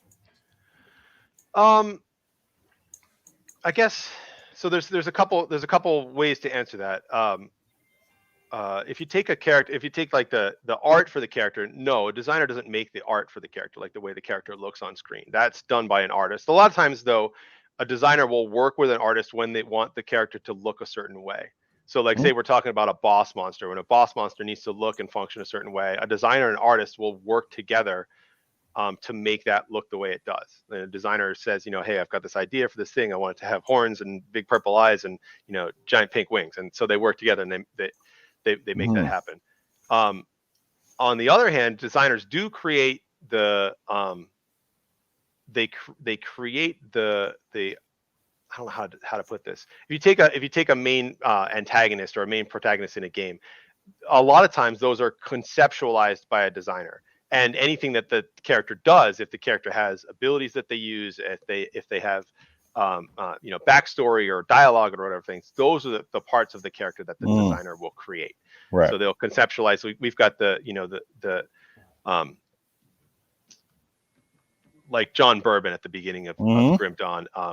That's a character that was conceptualized by one of the designers, and his dialogue is written by one of the designers, but the art is actually created by an artist.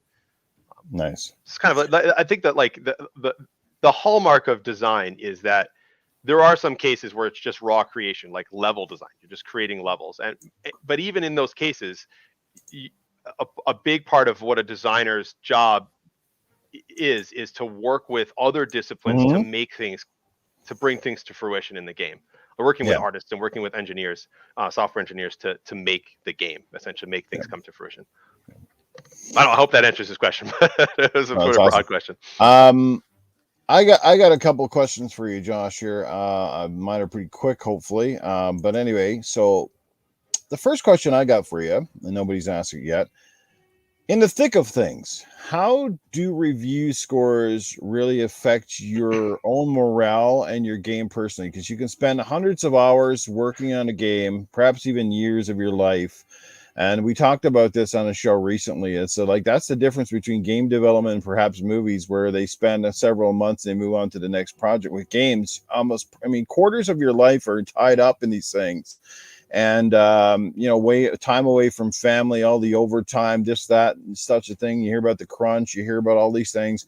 So at the end of the day, it's like, how much do these review scores ultimately affect, again, you as a person, as a team, and overall, like, sort of perhaps how a game is perceived? Because we know that not every game is created equal, and for some, a 7 is a good score, but we all see how this the community treats some of these games that are less than a 9 or less than a 9.5. It's all of a sudden it's trash. You know what I mean? Like, and of course that has that trickle down effect, which often leads into sales, and it becomes, do I invest money on that game? It's a crazy thing. So how about that? Maybe you can shine some light on that for us. Yeah.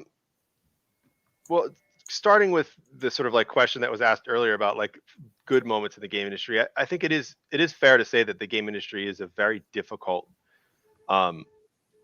particularly for creatives, right? For designers and engineers and artists and stuff like that are working on the games. It's a very difficult industry to be in because it's very personal. If you're doing it right, it's very personal. You're working on things that you feel passionate about, and you're working really hard on them. And I think that it's really easy for the audience to forget that there's people like me on the other side of some of these games. Whether the game was good or bad, it's easy for someone to forget that it was that person really did try hard. Even in cases where there's games that come out and the games are buggy as hell, they don't run, they have problems. There are a lot of developers who worked on that game that tried really hard. that put their all into it. Mhm. Maybe not all of them, but there's a lot of them that did. Yeah. And usually it's the majority of if not the entire team who's really pouring their whole lifeblood into this thing, sometimes literally. And it can be very, very hurtful when reviews are when you feel like reviews are unfair. At the same time, it can be really informative when reviews are critical but fair. I think that using Grim Dawn as an example, we made a couple missteps, I think, importing the game to the console. Some of the things like the font size, Mhm. and there were a lot of very fair. There was actually to credit to the audience, there was a lot of very fair reviews that were like 4 stars, but this game has a couple problems, and that's all. Like, first of all, that's absolutely awesome. Like saying, hey, Yeah. I still like this thing, but it has a couple problems is the best kind of review in my mind Right. that you can possibly get, because that means that the people do actually like it. But so there's that version of bad reviews where it tells the developers about their game. Mhm. I think that this is getting a little bit ruined in modern times, but those things are important because we can look at them. We can look at like the reviews on Xbox, which I think the game's actually doing pretty decent review wise. It's like a Mhm. 4.2 or something like that in the US, and I think it's almost a 4.0, getting quite close to a 4.0 internationally. Right. And part of that is because the reason why it's not that high internationally is because we had some issues with some localizations. Some of the languages weren't working correctly, which is why reviews are important, because we can look at them early on and say, oh, a bunch of people reported this thing. That's probably a bug we need to investigate, or Right. a bunch of people.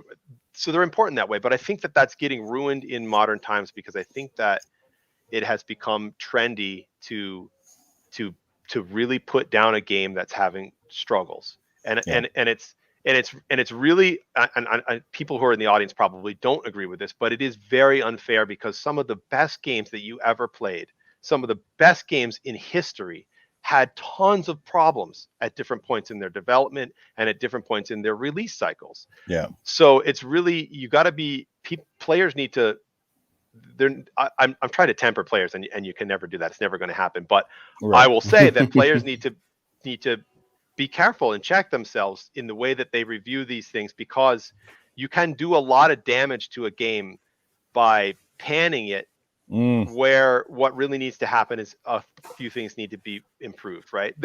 To be fair, Right. there's some games that come out and Right. it's like, wow, this is a disaster. This should never have happened this way.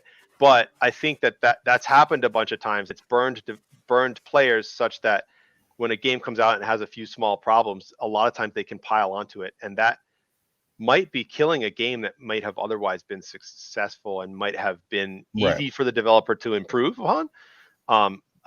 So yeah, the reviews are mixed bag. Like, they're really necessary, but they're hurtful, and they also can be really damaging to a game. Like a game like Grim Dawn definitely sells on its reviews, and like I said, I think we're lucky that despite having a couple little problems here and there, the reviews are pretty decent. But that game, Grim Dawn, will absolutely sell on its reviews, in that the more people that like it, the more store space it's going to end up getting, the more word of mouth it's going to end up getting. Mhm. So yeah, I think that's a full answer to your question. It's hurtful. It hurts. Yeah. And you have to steel yourself. You have to learn to, like, especially in working on a game like Grim Dawn, like, we have this huge active forum, and there's a lot of really great fans in there, but every single day there's the most horrible filth you can possibly imagine, dishing on us and telling us that we're terrible people, and frankly, yeah. like death threats and things like that, and you have to learn to wade through that as a game developer, for sure. Like, We don't envy you. Yeah, like I said, as podcasters and you get it too. You get it too. Well, we get it too, but like we do not envy you, and we always say, and we don't condone this at all. We always come out and say publicly to say, when you're getting to that point where you make it personal and you're threatening, and then you've crossed the line where like you guys need to look at yourselves in the mirror, because you obviously have problems that run far deeper than gaming. Like, you really need to get your mental health checked, because it's just nasty, and nobody deserves that. You work so hard. I think anybody that is realistic knows that and appreciates what you do, especially like it's in the last 2 years. almost 2 years now with the pandemic. The fact that we've had any games has been a blessing, and we've actually had some really good games. But not to get off topic here, we got a great question, I guess, or a comment coming in from Mandingo McThickens, dropping $10 Oh, goodness. and he says, "Just put a character named after me, and your game will get pickup. If you do use my likeness, I'd like some royalties. Jokes aside, good luck to you. Just know my big games started small." Oh boy! Wow. Comment of the day to that's some quality troll right there. I like that. Oh my god! well executed. Oh, we needed that. That was a great laugh right there. Yeah. That's awesome. Yeah, I think he's came out to Gaming After Dark before. As I said, we have a little bit of that humor that carries over here some mornings. I got another great question for you here. I think, Josh.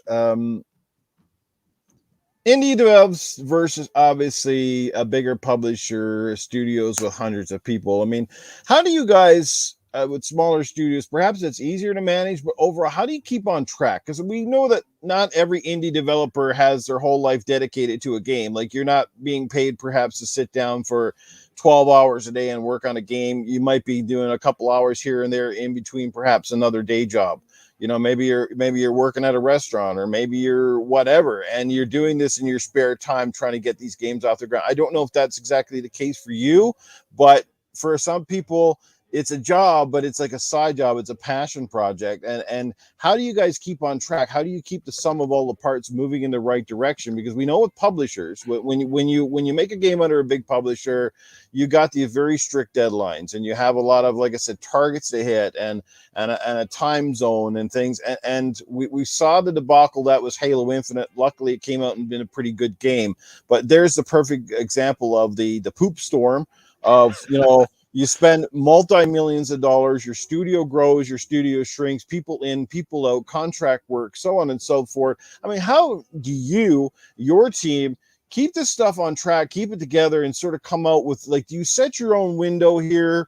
Do you make exceptions? Do you know the question I'm trying to ask? Just kind of, how do you keep it on track? Yeah, I think I do. It's actually kind of a complex question in that, like, for an indie developer who's making a game where it's just their blood, sweat, and tears invested in it, the suggestion I would make to them is, if you want to do this, you have to regiment yourself. You have to make time to do it, and you have to do it on a schedule. You have to make yourself do that. Because if you don't set yourself goals and set yourself time to work on the thing, you're never going to do it. This is like a life lesson. Make time to do it. Do it when you've made time to do it, and keep doing it repeatedly. It's like going to the gym. If you set yourself, I'm going to go to the gym twice a week, and you make yourself do that, pretty soon it becomes habit, and you're just doing it, right? That's my advice for indie developers. For Crate Entertainment specifically, it's a little bit easier because there's like not a single person at the studio that hasn't worked in the game industry for like 10 years or more. So we're actually, I would say, as far as age goes, we're probably a lot older than some of almost any studio in the industry as far as our age goes, and as far as our experience goes. So for us, the way that we work is, and we're very fortunate to do this, Grim Dawn has been successful enough to let us do this, is that we don't really set ourselves fixed schedules. We set ourselves goals and some scheduling, but we have a goal of making a game that plays in a particular way, and we keep doing that until we're satisfied with the way that it works. So that's a very lucky situation to be in, but at the same time, that means that we have to be beholden to ourselves in keeping ourselves on track, which can be very difficult. Even for very experienced developers, it can be difficult to make sure that what you're working on is the right stuff. But that said, I think an indie developer like us, we know better what the right stuff to be working on is than a publisher does. Yeah. Well, we certainly heard the stories about, I don't know if it was Kojima or it was Itagaki, but they used to say that, I think it was Itagaki. They would say the game only started basically when he showed up. You know, the rock star status, you know, nothing got done until he came to the studio and laid down his laws, you know, like you hear those weird stories, and I suspect that some of it's true. you're going to get guys who don't take their craft seriously enough. They're going to come in tardy. They've been drinking the night before. They're late, and they're just their best is not always. Sure. Is always there. I tell people that all the time. I say you got to think of game development very similar to a regular job in some cases, where you're going to come in, you're going to have great days where lots of productivity happens, and you're going to have probably spells where, depending on, I guess a lot of it comes down to your game direction and people in charge of different departments and how well they can keep things in track. There's sick days, there's pregnancies, there's it's not easy. It's a very complex industry. It's a very complex industry, right? and I think it's really easy. One thing that I've noticed is that this is sort of the other end of your question, is that the indie developers, if you're bootstrapping indie and you're trying to work your day job and also make games, you got to do what I said. You got to regiment yourself. Mm-hmm. For us, we have a pretty good idea of what the quality of level of product that we want to make is, and we work towards that. And we react and act quickly on that. So we don't have long-term schedules, but we play the game as it is. And it's like, X, Y, and Z needs to change. We work on that. We prioritize based on what you think the game needs at any one time. But the opposite end of your question is that what can happen to developers when they get bigger and bigger and bigger and bigger is that you naturally have more dead weight. And I hate to describe any developer as dead weight because no one deserves that, but you naturally have more and more developers who are less experienced, who are less directed or less well directed. You have more challenges in directing them.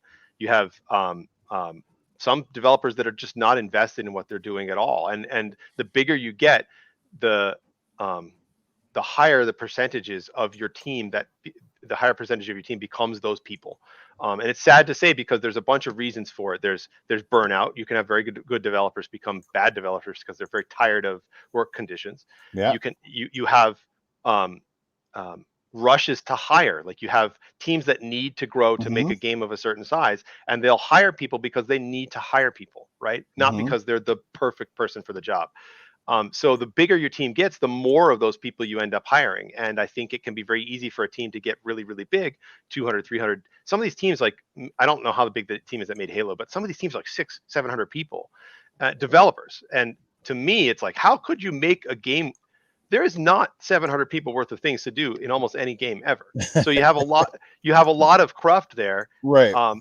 You have an inefficiency that comes out of being big. And I'm not discrediting any of those things. I think those are legitimate challenges that every larger developer faces. But for someone like us at a 15-person team, it's really easy for us to be like, okay, is everyone contributing? Right. Is there someone who's good at their job that could be contributing more if we had them working on something else? Yeah. It's really super easy for Arthur, the founder of the studio, to check in on everybody every couple of weeks and be like, are you all doing good stuff? Like, right. Well, exactly. It's easy for one single person to quantify the efforts of 14 other people. But when that one single person is managing a department of 100 people and he has 7 leads, and those 7 leads have teams of 15 or 20 people each, it's like, like how does it becomes really easy to lose track of what's going on, and it becomes really easy to lose track of efficiency. Yeah. So and you got so many moving parts, right? Because you got your guys in the storyboarding, you got guys who are writing, you got your sound designers, your graphic artists, your the code programmers. There's just a million facets of a game. Some people do multiple parts of it. Some people do like a specific part, correct?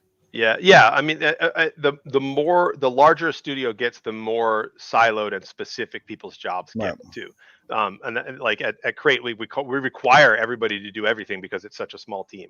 But I think that like a general philosophy about the game industry is that I think that the game industry is a little bit sick in that it should not take that many people to make a even a very big game. It should not take that many people to do it. And I'm not sure exactly why it does take that many people, because I've never had the pleasure or potentially displeasure of working on a team that was 400 or 500 people. But it shouldn't, like, if you got a team that big, they should be working on 3 or 4 games. To see a game that took a couple hundred, 200 or 300 people to make, it makes me think there's a lot of people on that game that don't need to be working on that game. And I don't want to take people's jobs away. That's a freaking.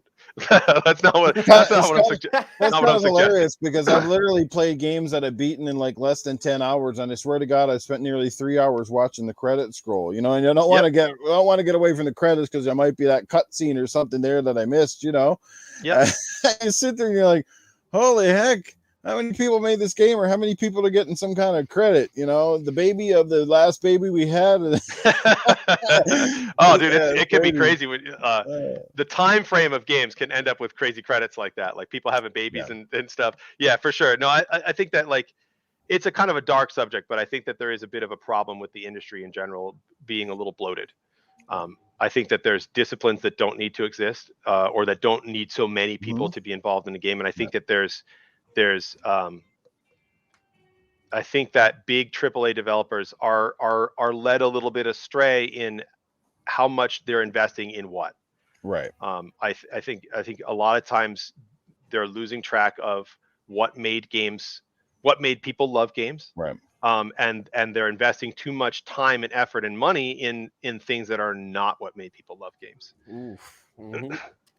That's a very harsh thing to say. Like I'm really dishing on my own industry. But I'm glad you're laying it down here. To be crystal clear about that. There's nothing wrong about that. And I got one last little question for you before I hand it back over to the panel to get more stuff in. I just want to know this one. I think one of the biggest assets, I guess, to the games industry right now that we're seeing more games than ever. There's tons of stuff to play, but I also think it's a double-edged sword where it becomes there's so many games to play that again, and this is the perfect example of it said with indies, they get lost in the shuffle. Like, so you got lots to play, but then it's easy to get lost because there's just too much. There's so many, way more than I've ever been accustomed. Like most of us here in this panel, we grew up during the SNES and Genesis eras when games literally, you might have been lucky to get 2 or 3 a month if you were lucky, perhaps maybe a couple more than that. But with, they were expensive back in the day too, at, $80, $90 a pop. I remember paying $120 Canadian for Genesis cartridges, and we go, games are expensive today. And you're kind of like, no, do you not remember the 80s and 90s? And they've always been at least as expensive as they are today or more, right? Like, no, if anything, game prices have actually come down. It's almost crazy, right? So like, how do you feel like is that an accurate assessment? And how do you guys in this particular game or any game moving forward, how do you plan to stand out and to kind of get ahead of that curve?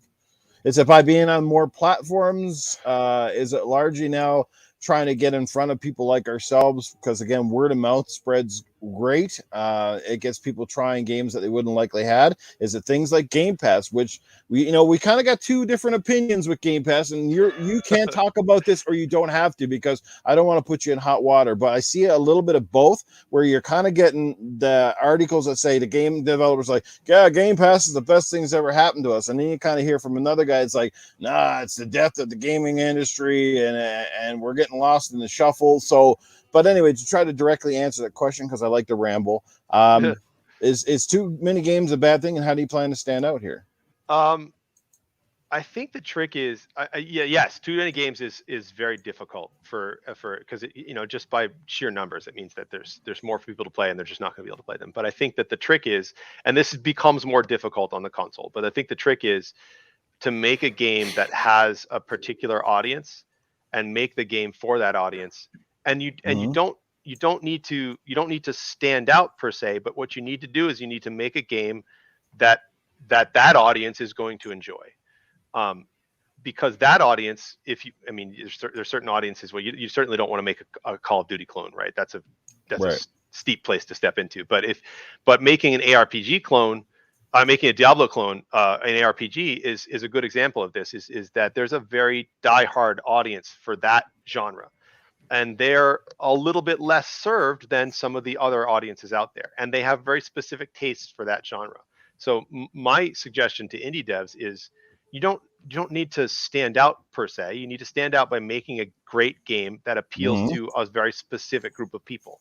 Don't try to make a broad market game, because you can't compete with EA, and you can't compete with Call of Duty and Battlefield and Halo. You just can't compete in that space. And that's where things become really difficult on the console, because on the PC, you make a game for Steam, you can market specifically to people who like your genre, and Steam automatically markets your game to people who have played similar games. So the you can target that specific audience. So my recommendation, and the thing that we kind of follow as a studio, is we make games that we want to play, that we love, that for very specific audiences, that appeal to those very specific audiences, so that they don't just fall into this giant stack of games where people have to wonder what it is that they want to play, right? Yeah. And that becomes like a lot harder on the console, to answer your question about the Game Pass thing, because there's a giant stack of games, because the console doesn't do as good a job. When I say console, I mean Xbox specifically, because we're not out on the PlayStation.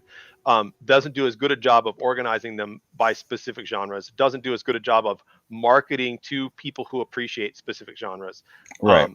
And is really very focused on pushing some of those really big titles, and those titles that they've chosen to editorialize. Game Pass is a little bit of a different story, in that I think that Game Pass will force developers to do something very different with their games. Like when you do Game Pass, in order to really make money off of it, Microsoft is really unclear about what their payout scheme is for developers who are in Game Pass. But in order to really make money with Game Pass as a game, which a Game Pass can be really, really awesome at getting your game into a bunch of people's hands, right? Because essentially what you've made at that point, even though you've gotten paid for it some, is a free to play game.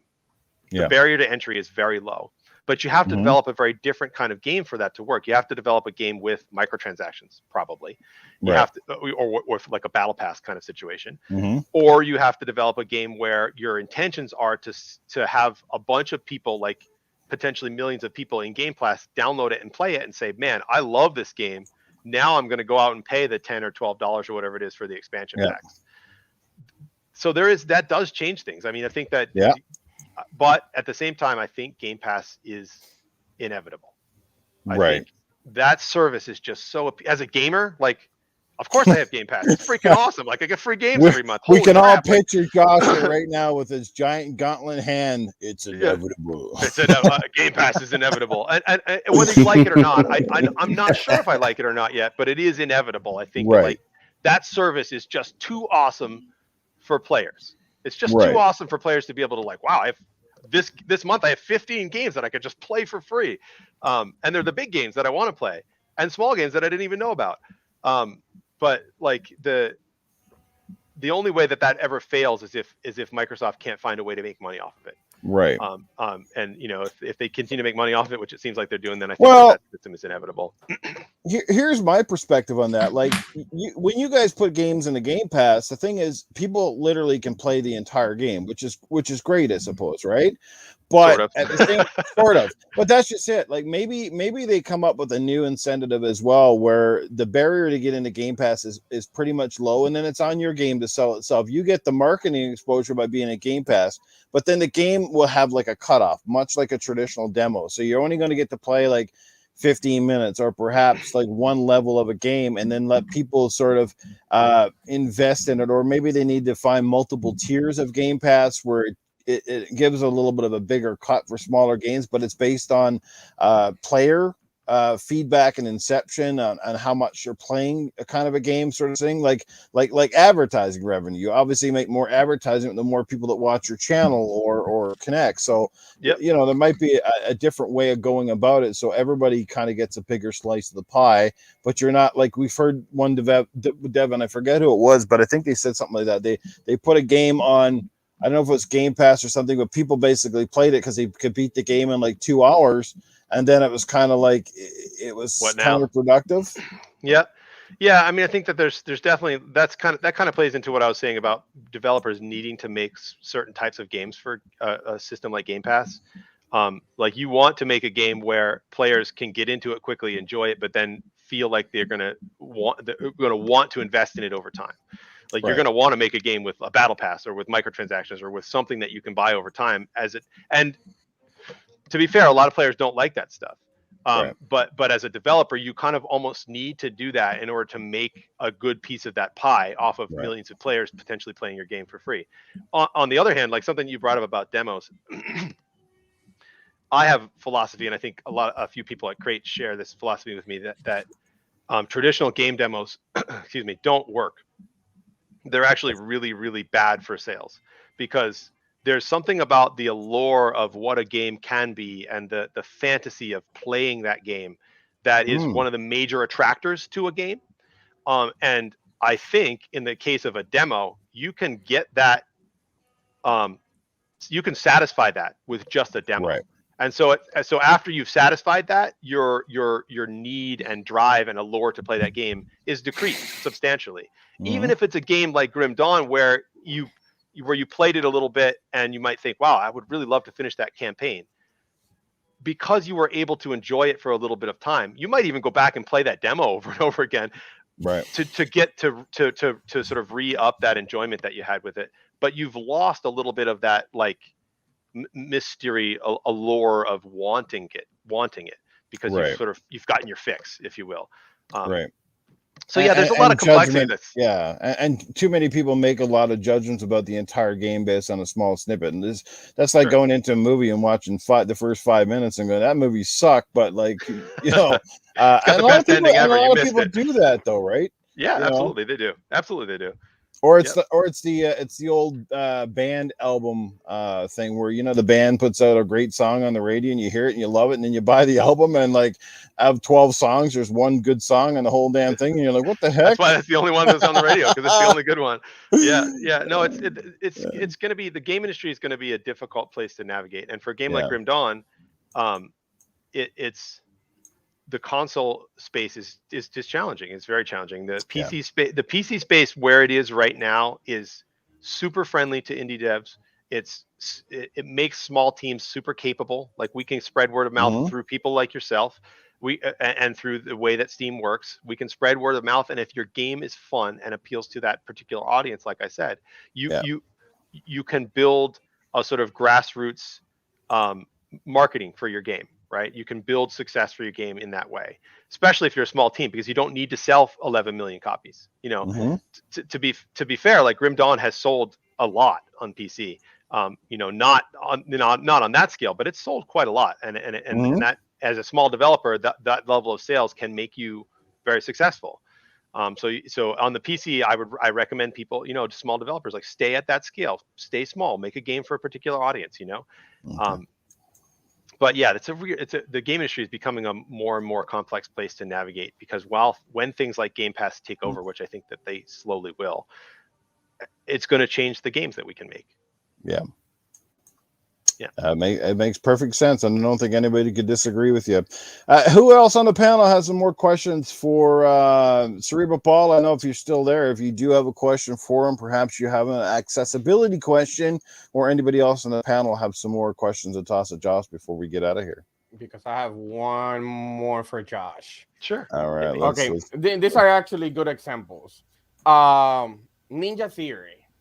They took as an indie developer before they got purchased by Microsoft. They took a risk of making Hellblade 1. Yep. The same thing as for I can't remember the developer, but I know they created Biomutant, and it was a small team also. Where I'm coming from this is Crate Entertainment will ever make a game at that type of scale for a small team. You know, making a risk. I'm like making a risk of bigger scale like that, like creating a game like Biomutant, Hellblade, making a like this is all in for this game. We'll create Crate Entertainment will create a game like that in the future. I don't think we'll ever create a game where we're all in on it, like, because I don't think we want to risk the studio on a single game. But yes, we in the future we will be making some games that are more risky endeavors for sure. That are a little bit bigger scale, that take a little bit more risk, because I think that's the benefit of having a little bit of success, is that you can step back and say, like, okay, now what thing might we do that's a little bit more risky, but has the potential to sell 6, 7, 8 million copies, you know, that might double sales of the game. I think that's a worthwhile goal. Like, it's a worthy goal to say, like, let's try to get ourselves enough success so that we can say, hey, let's take a risk now. So I think it's inevitable that we'll end up doing something like that.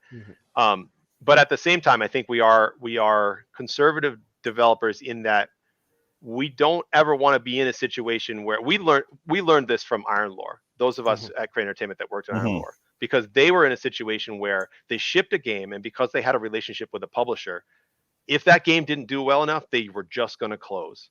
And I think we never want to be in that situation where it's like all the chips on the table. This game is going to sell 11 million copies, or we're going to go out of business, because that's like bad business. And because we're a small indie dev studio, not only is it bad business, it's just risking our lives. Like, you know what I'm saying? So we will make some games that are a bit more risky, because we've been lucky enough to have a little success to let us do that. But betting it all on one game is so dangerous, and studios fail every single day from that. With big sales come big responsibility.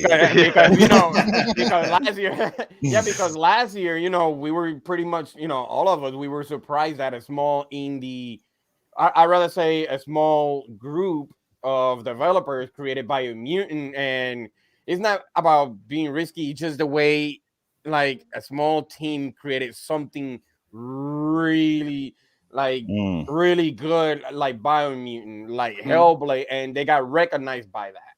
I mean, I think that, for sure. I would like to think that kind of risk and that kind of success is in our future. I think that we will always make games that we're passionate about, and sometimes those will be small games. Sometimes those will be town builders, sometimes those will be RTSs, sometimes those will be ARPGs, and sometimes those will be bigger, more risky projects. And I think that to be fair, I think we're sort of already looking at some of that stuff. Sounds like you guys are trying not to pigeonhole yourself into being, say, the ARPG or the shooter company kind of doing, a variety. Is that kind of a fair assessment? Yeah. I mean, I think that kind of comes back to like us just wanting to make games that we're passionate about, that we enjoy. And that's not always going to be the same kind of game. I think our goal as a studio is to take our time and become recognized as a studio that makes quality, that makes consistent quality. You know what I'm saying? So we don't want to just jump off the ledge and take a risk and end up making a game that's not good enough for us. I would rather see us make 3 or 4 games that were a little bit smaller, that were quality, so that people could be like, yeah, great, I remember them. They made Grim Dawn, that was a pretty good game. Oh, and they made Farthest Frontier, and that was a pretty good game. So I'm definitely going to try this next game that they make, because the more that we do that, when we finally take that risk, there's going to be millions of people that'll be like, yeah, I'll play their game because their last game was pretty good, right? That's like a built-in audience for us, and I think that that's our goal as a studio, is to be a name that's recognized with. Not necessarily making like the biggest AAA awesomeness thing. Maybe we'll get there, but that's recognized with making games that are fun to play in a sort of classic sense, Nice. Nice. Paul, do you have any questions for Josh? Well, since you brought it up, okay, so I'm the resident accessibility guy because I have a disability, as you might guess from my name. So when it comes to accessibility, I admit I haven't played your game yet. It looks interesting. I do like Diablo style games, so I will probably play it at some point. Yeah, please check it out. When you build the game out, when you look at do you look at accessibility? Is it on your list of things to look at, that you, not only for people like me who have dexterity issues and things like that, but for hard of hearing or the blind?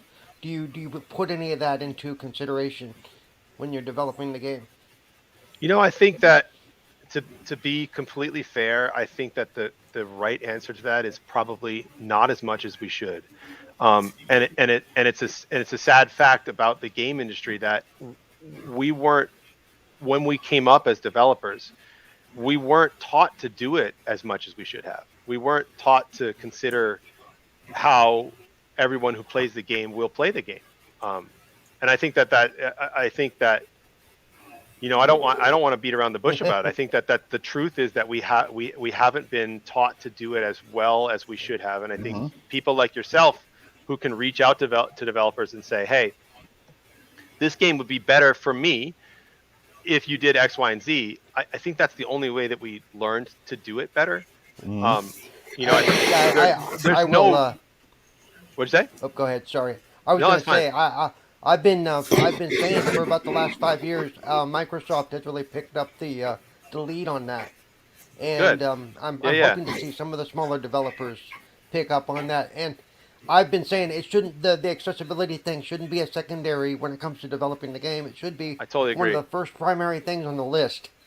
Yep. Okay, how are we going to make sure that everybody can play this game, or as many people as possible?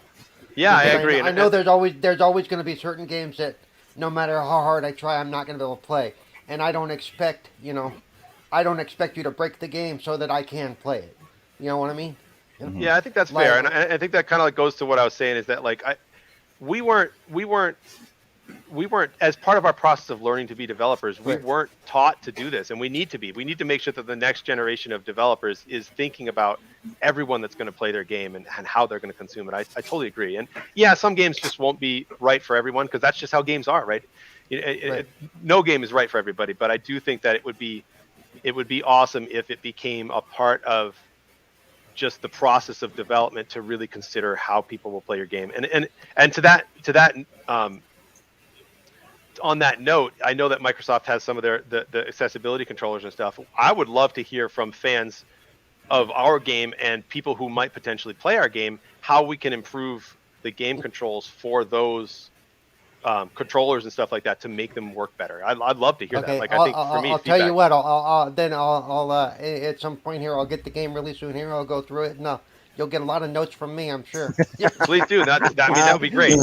I would love to hear it. I would love to hear it because at the end of the day, like I don't know what it is that you might need to be more comfortable playing the game. So if you tell me, then yeah, sure, absolutely. and that's called constructive feedback, not like, oh, I'm having trouble playing this. The game is trash. Yeah, I love to hear like, hey, if you let me move this button to this other button, or if you change the way that this works, or let me change the speed of this or whatever. That's the kind of stuff that we can react to. You know what I mean? And that's knowing that is super helpful. Yeah, button remapping is a biggie, but yeah, like when Psychonauts 2 announced that they were going to have invincibility or God mode, and the gaming public took a shit on itself basically with all the anti-God mode stuff, and I was in the middle of that crap. I mean, I was knee deep in the middle of that, going, well, just because it helps me doesn't hurt you. Yeah, you don't have to do it, right? Like, who cares if the game has God mode? It's not like someone's saying you have to do it. I mean, come on, seriously. And then they were complaining that I would get achievements that I didn't earn, so I would be higher on the achievement leaderboard than they would be. I'm like, does it really matter? It's so exasperating. Yeah. I gotta say, like, I hats off to you for championing this stuff, especially because hats off to everybody who's championing any cause like this that's meaningful to themselves, because especially in the game industry, it is such a shark tank to dive into to champion anything. Like you're saying, like people coming after you because of God mode, like, my gosh, how petty are people? It's just such a hard God. Gatekeepers. Gatekeepers need to go away. Yeah, they do. There's no reason for us to do it. I agree. Yeah. I have one more question. Go ahead. Yeah, and by the way, thank you so much for your time, Josh. Appreciate it. No problem. I'm glad to be here. So Grim Dawn released in 2016. It's 2021. It's 5 years in updates. I think you guys are over 20 builds in on according to the forums here. Yeah. And most developers won't support their game past 6 months, a year maybe. What, as a studio, made you guys decide that 5 years later, not only are you going to still be supporting Grim Dawn, but you're going to now go into another platform? Yeah, I mean, I think that comes back to like a studio philosophy. Like we make games that we love. We make games that we want people to love in the same way that we love them. And when people are playing our games, there's absolutely no way we're just going to let them go off into the darkness and play by themselves, right? I mean, so many developers do it, and there can be business reasons for doing it. Sometimes you just can't afford to, but we're in a situation where we have the opportunity to do that because we're a small team. We can respond quickly. We don't have a publisher to answer to when players say, hey, we want X, Y, and Z, or this thing is broken or whatever. We can, to respond to that, it's like a couple people's work for a couple weeks, and then we can release a patch and be like, hey, we fixed the thing. So for us, it's a philosophy. If there's people out there loving the thing that we made, then we feel like we need to support them doing that. And the same comes for the console. If players continue to buy it and play it on the console, and they have things that they want us to change, quality of life things, that there's patches that need to be done or whatever, we're going to be there to do that. And part of that is just a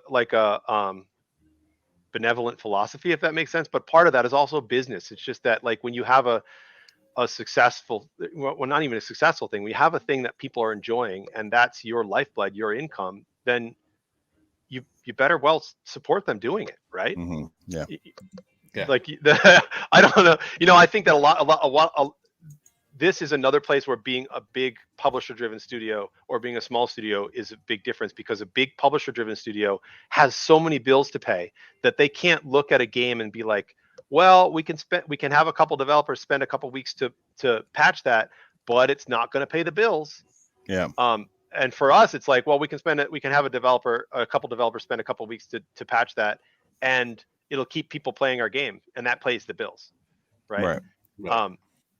And because our bills are so much smaller, their bills are just so astronomical that they have to be like, oh, okay, well, it would be better if we just went off and worked on a new game, because that game might sell 11 million copies and keep our bills paid, right? Mm-hmm. Yeah. So that, that's a philosophical difference. So it's also just sort of a business difference too. Okay.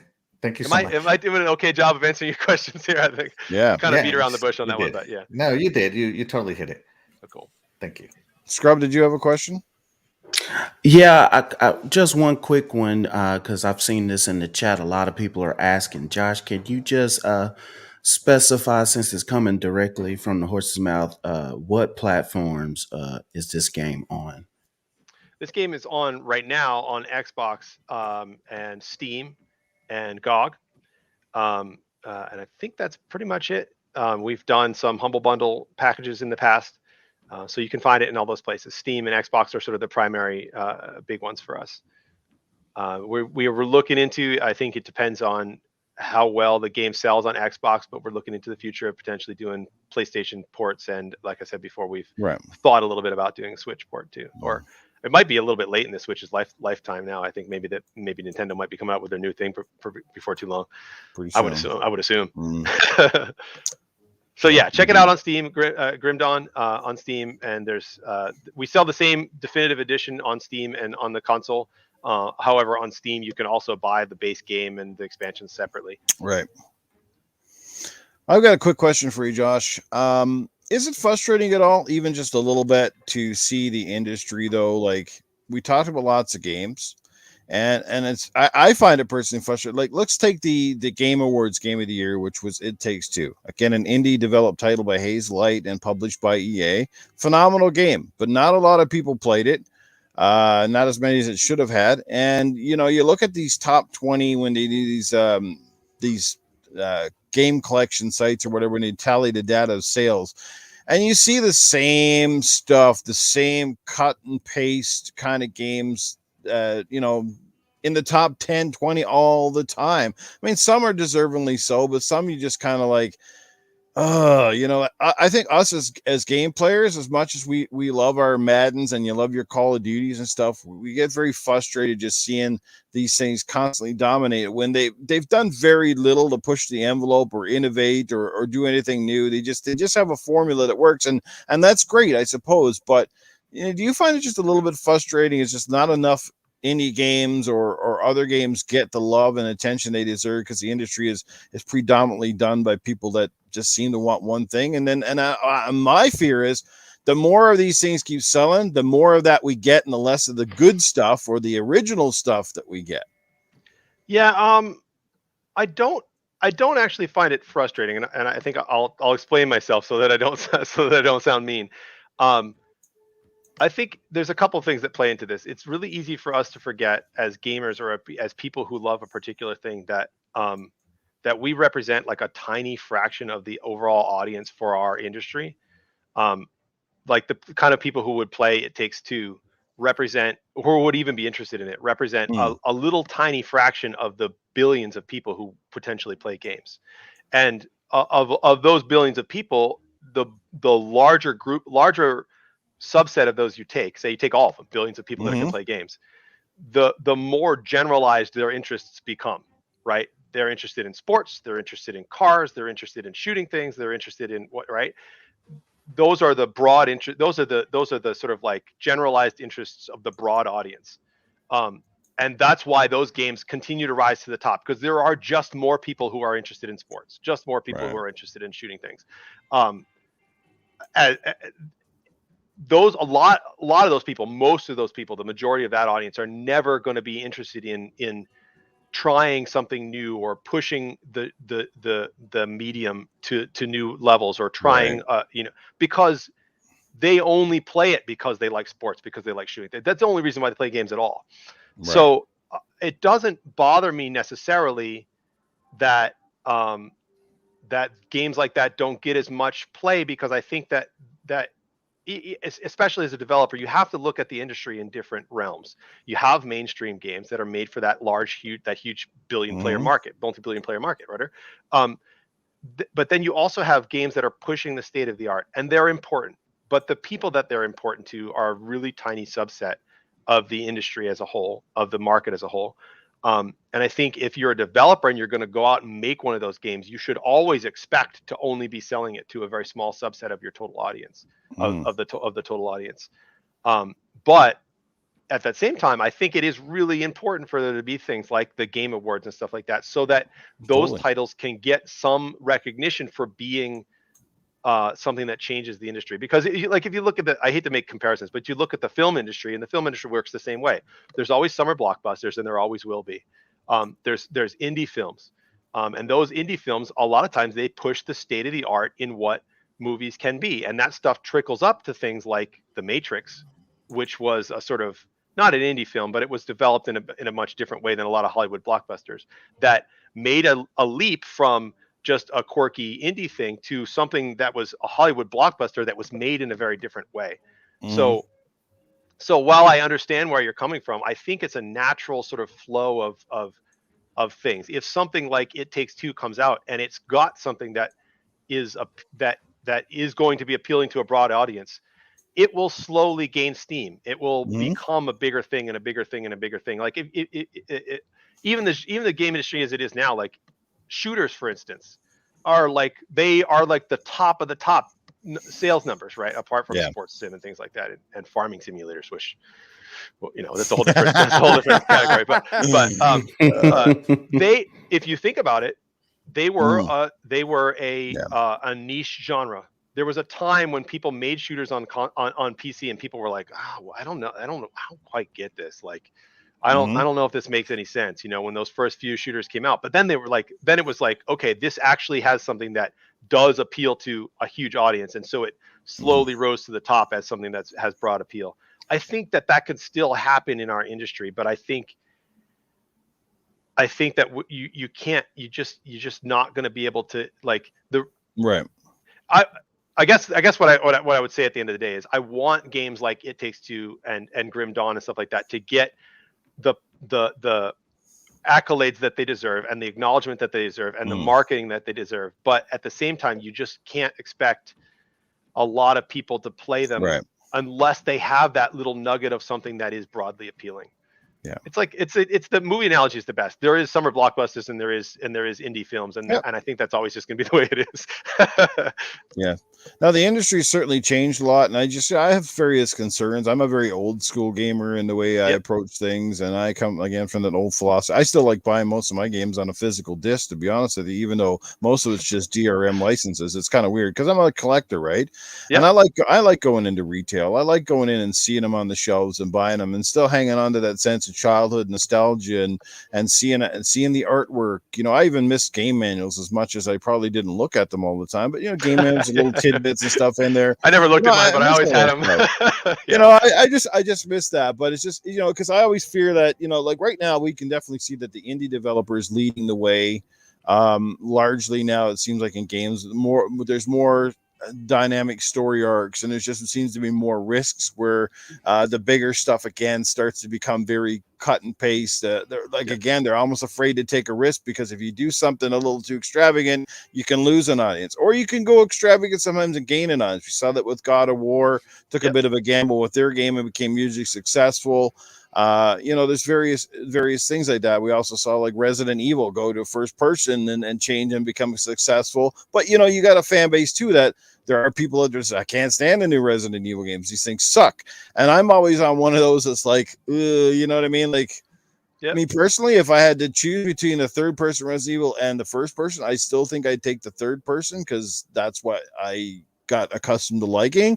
And now every game seems to be a free to play or a battle royale, or everybody's trying to copy. There's 5 million Fortnite clones, and I start to fear that we're gonna start losing that what makes the games great. And I still applaud Sony because Sony still goes out and makes these phenomenal experienced games that have high production, obviously very expensive, take a long time, but they're willing to do them at the risk of knowing that perhaps our game will never surpass 10 million copies. But they still give you that. But not everybody's willing to do that. Maybe is that something that only Sony has that luxury of doing because they're in a place where they can spend the budget and kind of offset it.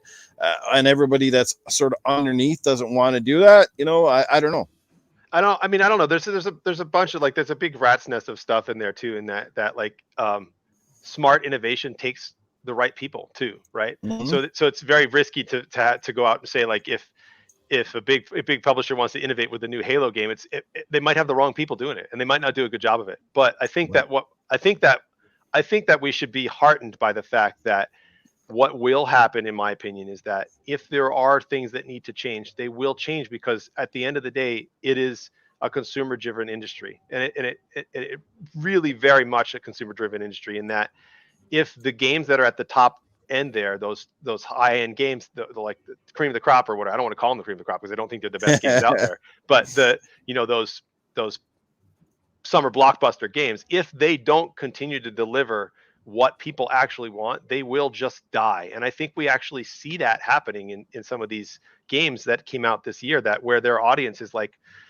sorry, I'm divested in this now because A, because you took a risk and it was a bad risk, or B, because you didn't take any risk, or worse yet, this is the thing that gets me, is that I think that what really has happened is that big developers and small developers are losing track of what people actually love about video games and what people actually love about particular genres. And they're sometimes trying to innovate in all the wrong ways, and sometimes not innovating in all the wrong ways. And I think that they've just sort of lost sight of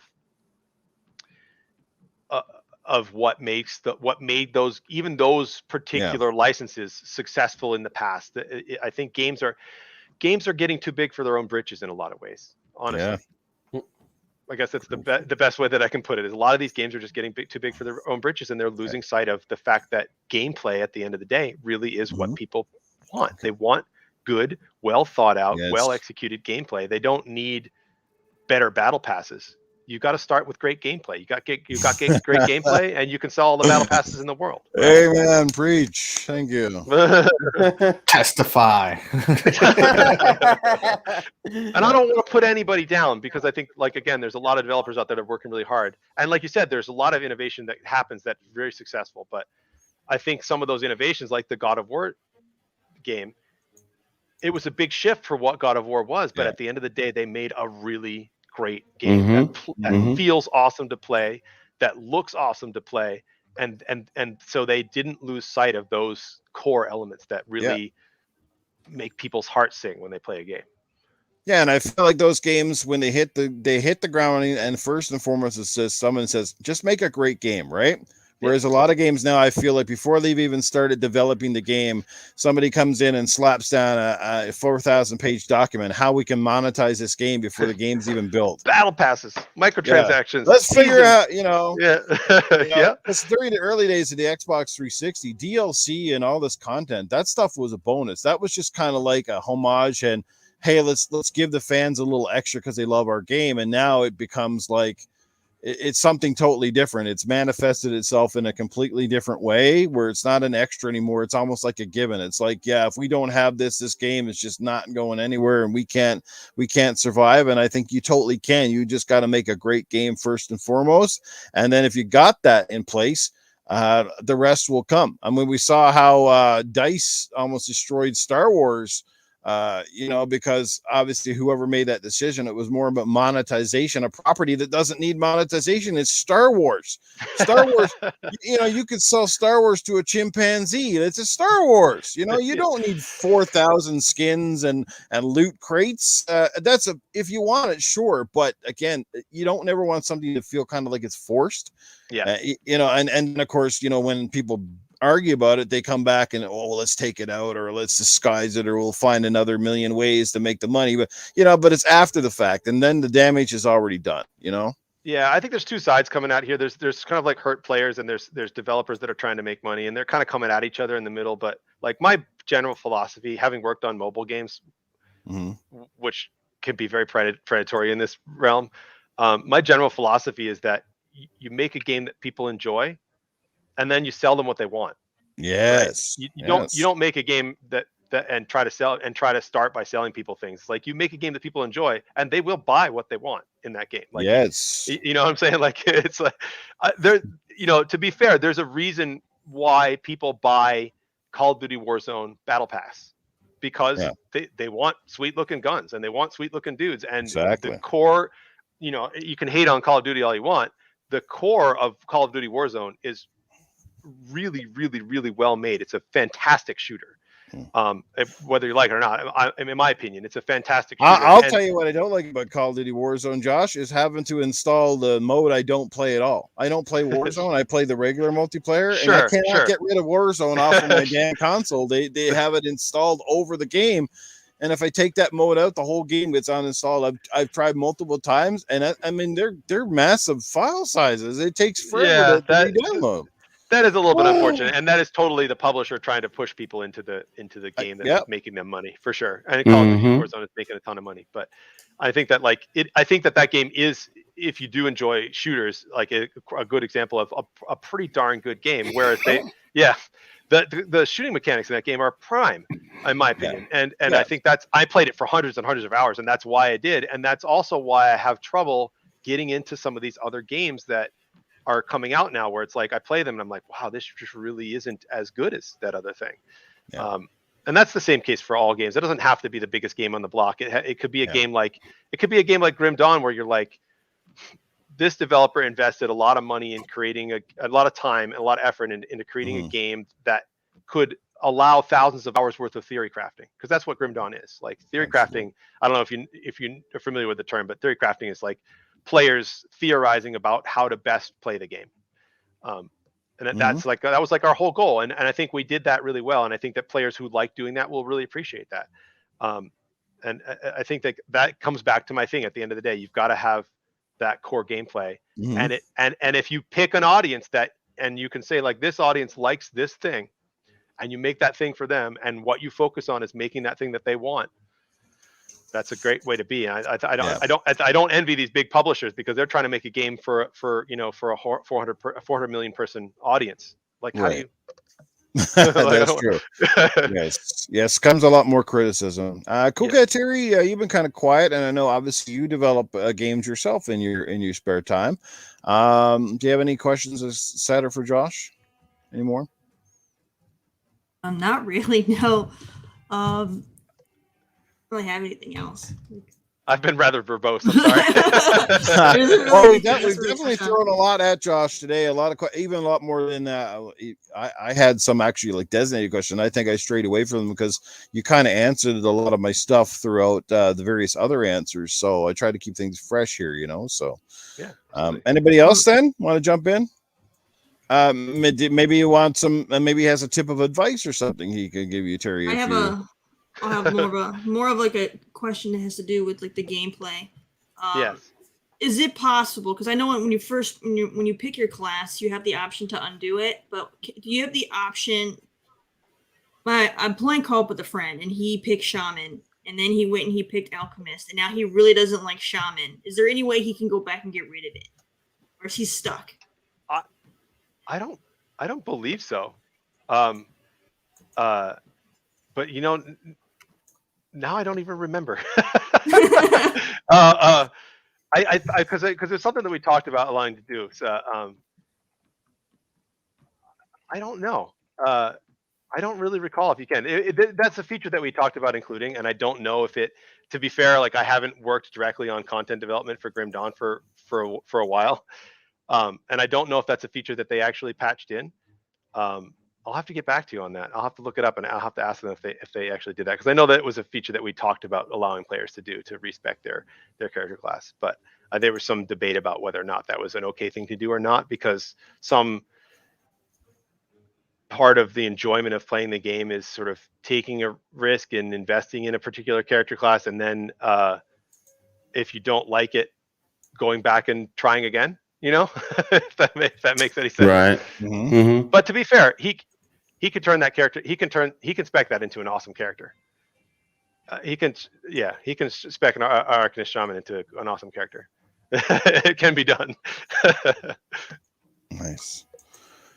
Okay, well, any further questions or comments before we let Josh close out here? Because we want to keep him all day. We appreciate his time so far, and he's answered questions extremely awesome today, Josh, because you didn't shy away from things. That's always one of my biggest concerns sometimes with interviews is you never really know what you're going to get. I know some people, there's only so much you can say, certainly when it comes to new projects you work on, and we totally get that. But sometimes, there's a lot of the... the corporate line that has to be certainly towed sometimes when you do an interview. May not always be the case with an indie, but when you're talking some of the bigger ones, you kind of get that always that hinting around stuff, kind of, you know what I'm talking about? Yep. Yeah, Tiptoe I totally know what you're around. talking You about. never really get an answer to the question because they tiptoe around it, because they got a publicity guy sitting in the back kind of going, and, I hope I haven't done that. I've tried not to. No. And our intent is to not have anybody on here to try to spotlight like a negative light. We're trying to do the complete opposite. We want to pose a positive light and give developers a little bit more of an avenue because we know how hard it is out there. And like I said, I think it's great for you. It's certainly good for us and our channel here.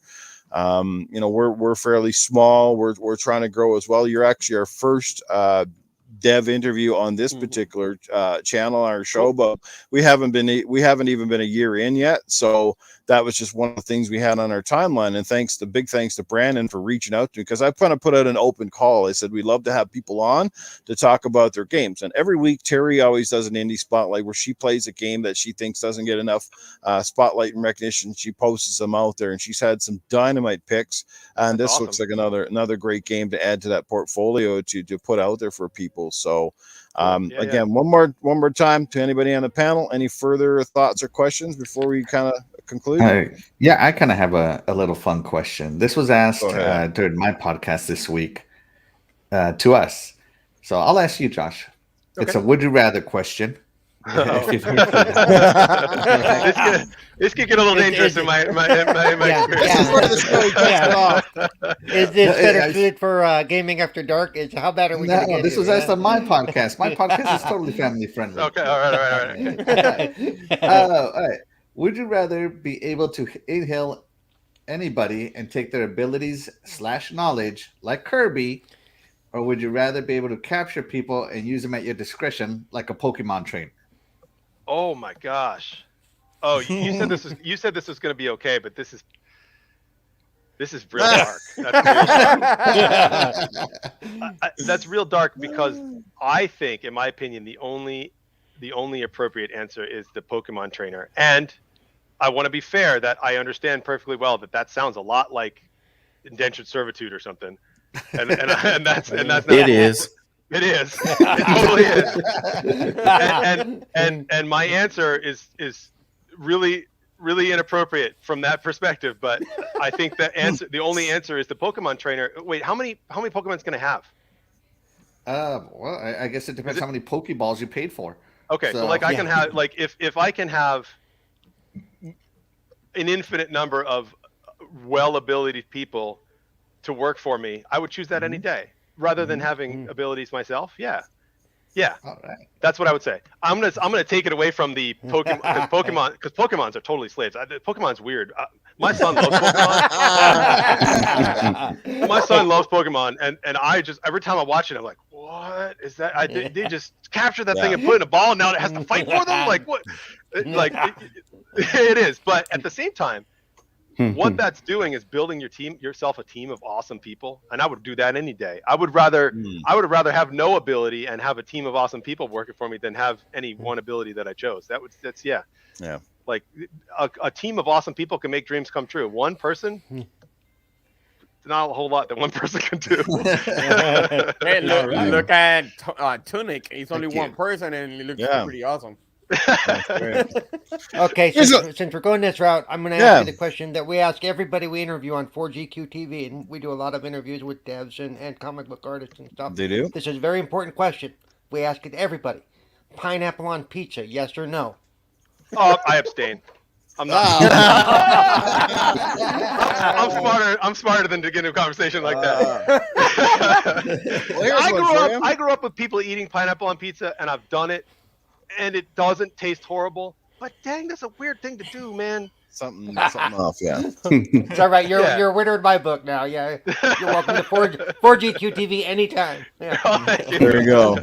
It's funny that you should do that because it's like heated conversation amongst our team. There's like two different groups and they just hate each other for it, It'll be brought up. Somebody will be having like a legitimate conversation about something and be like, oh well, you put pineapple on pizza, so that drove off. Or like you don't put pineapple on pizza. Yeah, what's next? Your opinion is your opinion is meaningless now. What's next? Mustard on your ice cream? I did have a pizza. There was a pizza place that made this pizza that had mustard on it. It was like a ham and cheese pizza or something like that. It was freaking delicious. According to Lemon, that's a New York thing. Putting mustard on pizza is a New York thing. It was good. I enjoyed it. Well, here's a lighthearted question for you before we get out of here. Sure. What was your first ever game console, and what was perhaps your favorite game console? My first ever game console was an Atari. What was that, 2600 or whatever? The 2600. There you go. Not the first, not the very first one. The second one, I think. Oh, the 7800. The 52. The 62, I think is what it was. 52? Yeah, because I was a little bit too. 52. It was 52. Yeah, I was a little bit too young for the very first one. But I got the second one.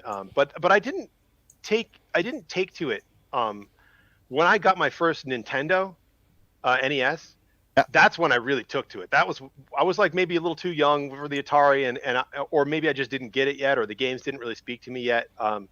I can remember having it around, but not really playing it. But when that NES came out, and when I got that NES, I remember getting it for Christmas. I was like that kid in the meme where I was like, "Oh my god, I got a Nintendo!"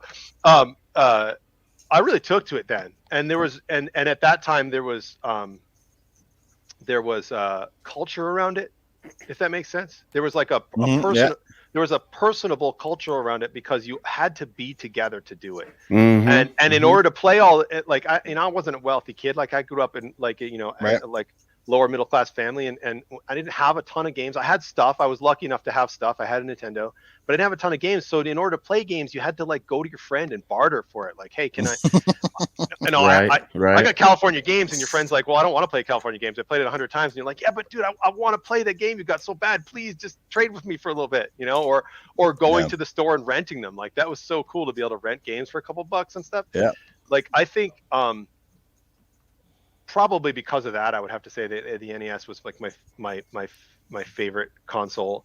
The 360 was what brought me back to console gaming. Nice. I hadn't done it for a while. I played PC games hardcore. I was a pretty hardcore Counter-Strike player. I kind of missed the boat on that. Like I played hardcore like before you could make a career out of it, like you can nowadays. But then I came back to console gaming on the 360, and ever since then I've been like, I play on every platform. I would say I don't play on the Switch, but my son has a Switch, and so we play games together on that. I just got my Series X like a year and a half after it came out, and I'm so stoked about it. So like I play everything now, but that NES was the first one. Does that mean that he's gonna Dream Dawn is gonna get that XS treatment? Potentially, yeah.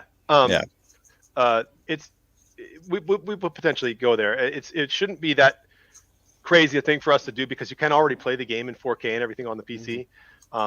It's all going to come down to whether or not it's going to be an astronomical effort for us to try to get the game to run super well on the XS. And honestly, the only reason it's not right now is because for a really long time it was like next to impossible to get a Series X or S development kit. Makes sense. Which is recently changing. It sounds like we're going to be able to get one now, but like you could not get them. Like I'm sure Microsoft gave them to EA, but other than that, you could not get them. We got a question from Dan the Man Cunningham in chat. It says Mass Effect 1 or 2. Oh boy. This is like pineapple on pizza. You guys, these sound like innocuous questions, but they're real serious.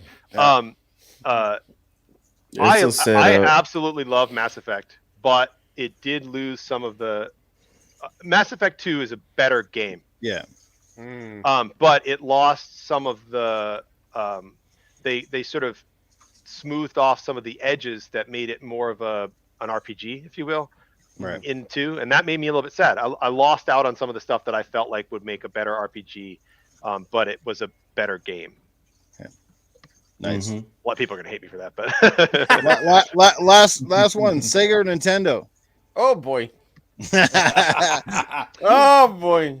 I've got a story to tell about this. We're hitting you with all the buses today. We're hitting you with all the buses. There's a story about this, which I'm gonna say Nintendo, and there's a reason why.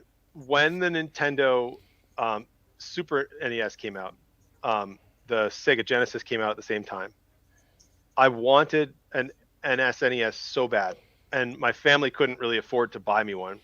My grandparents bought a SNES and a Sega Genesis, and not knowing that either one of us cared, they gave them to my brother and I, and they gave him the SNES. And he didn't care because he didn't really even want a console. He was too young. And they gave me the Genesis, and it broke my heart. that's like a very selfish thing to say because it was a very magnanimous thing for them to do to give me a console, right? Yeah. Those are expensive, and it's really selfish to say that I didn't appreciate the Genesis. Because I did. I played it. I played the crap out of it. I played it like until it lit on fire, basically. But I always kind of wanted the Super Nintendo. So That's I guess hilarious. I'd have to pick Nintendo over Sega.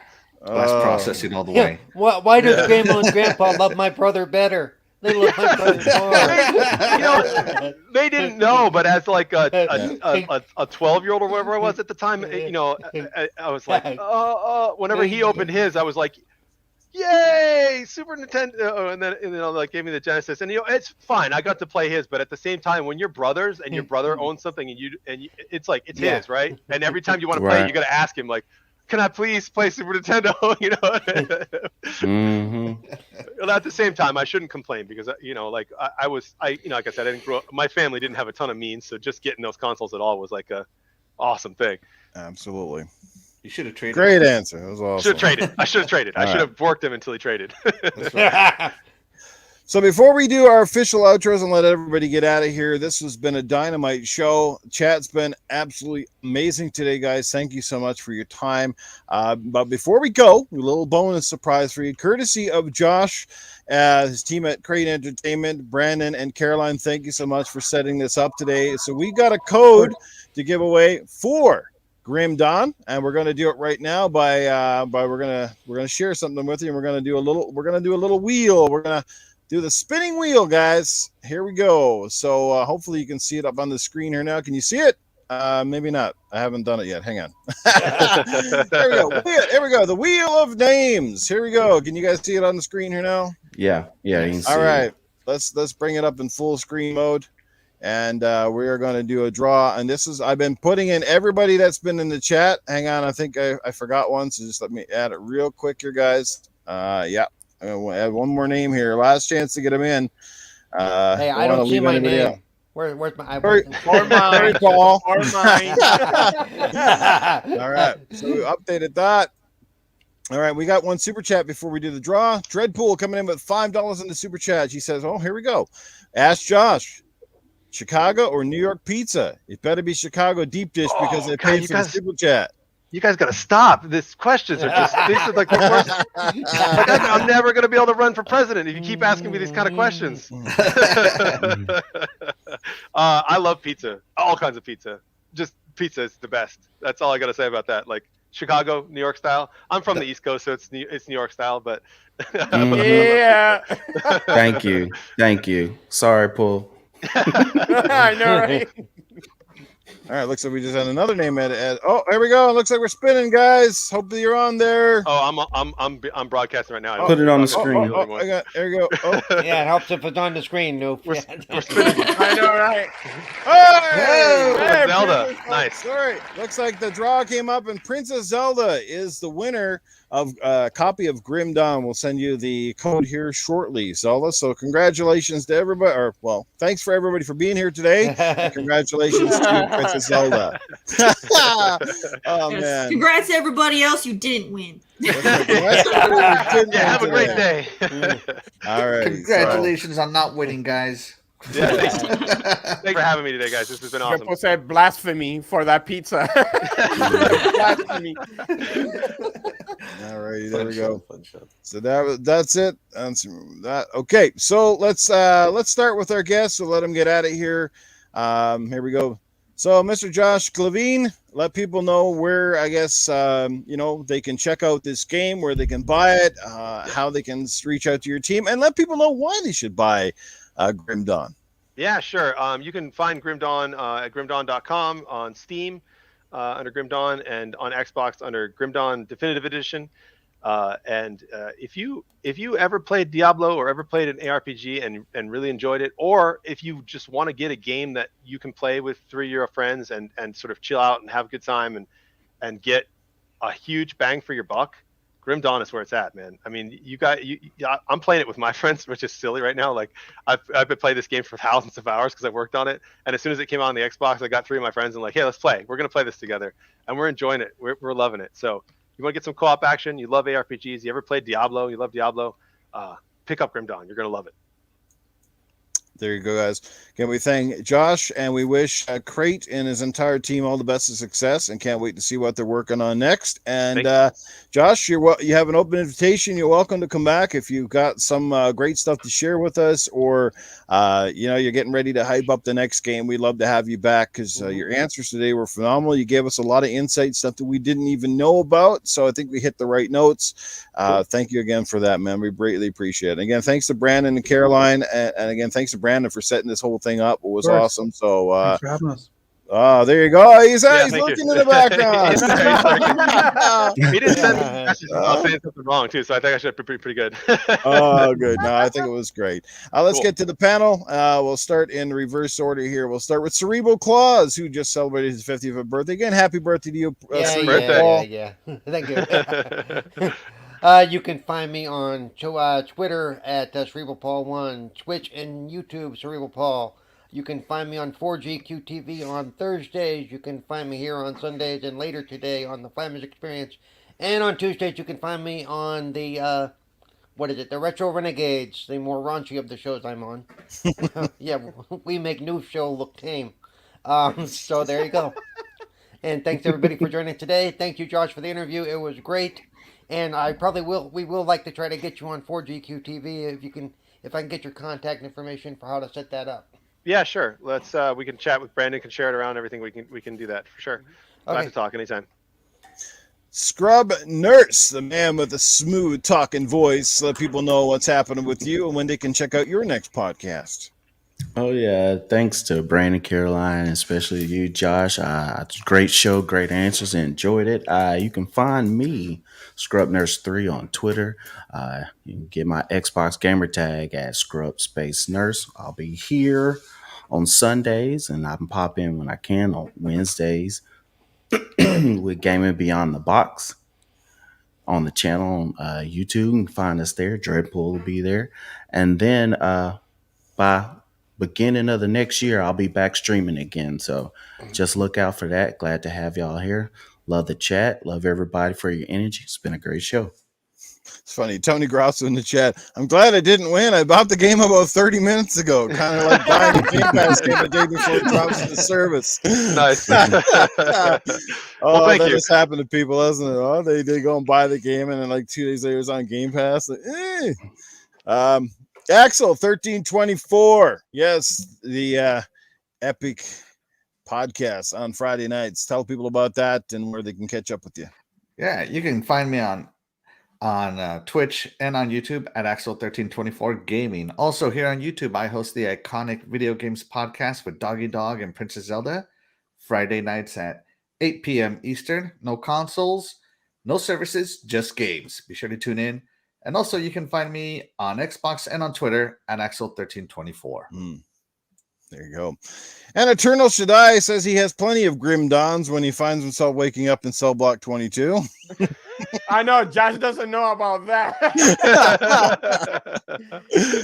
No, he's at home, but we make a running joke here. Yeah, he usually say I'm in the in the dungeon or in in jail or anything like that. So, well, when you play Grim Dawn, you're gonna wake up in a prison. So yeah, I was gonna say that's just like Grim Dawn. What's happening?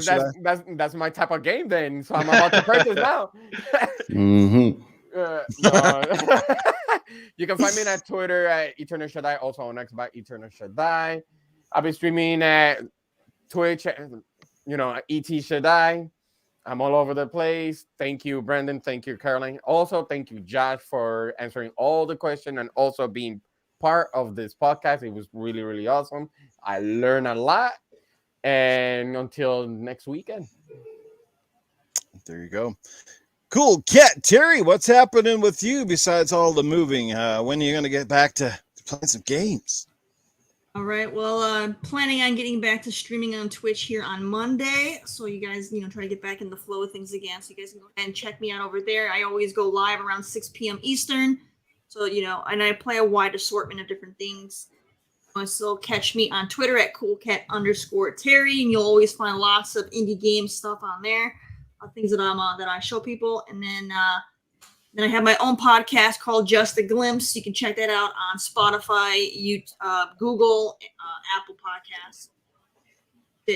You'll get plenty of controversial hot takes from me on things that are gaming or movie related or that. And then also I wanted to real quick, because I am a big fan of action RPGs, and I did the spotlight on it on a few episodes back. I want to recommend that Josh check out Shadows Awakening if you haven't already played it. It's amazing, and it definitely needs to the recognition. It's an amazing game. I'll take a note right now. All right. Good stuff, guys. Make sure you go check it out. So I'm just doing something in the background. That's one thing. You're always busy with stuff. All right. There we go. Obviously, you know where to find me, pretty much always in the gutter. But when I'm not hanging out with this amazing panel here on Sundays, you can find me at Gaming After Dark with the Middle-Aged Game Guy and Titan Trago Tuesday nights at 10 p.m. Eastern. That is 8 Mountain Time. So obviously, this is our final episode of 2021. We'll come back in the new year. So until then, I just wanted to wish everybody a Merry Christmas, Malagayang Pasko, Feliz Navidad, Happy Kwanzaa, Happy Hanukkah, everything that applies to you. Just be happy, be safe, be thankful for what you got, and not gripe about the things you don't have. It's been a fun year. It's been a hard year, depending on where you've been and all that stuff. We know Scrubs had a bit of a rough ending to his year, and we still think about you, Scrub, and things will get better, brother. Trust me, I've been there twice. And to all of us who have had great things this year, but some hardships as well. Thoughts go to everybody.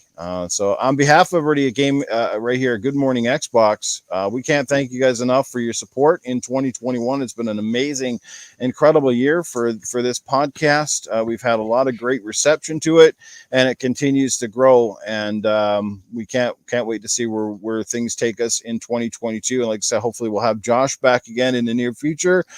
He wants to come back, and even if he doesn't even want to talk about games, he wants to just come back and answer more of those catch-22 questions.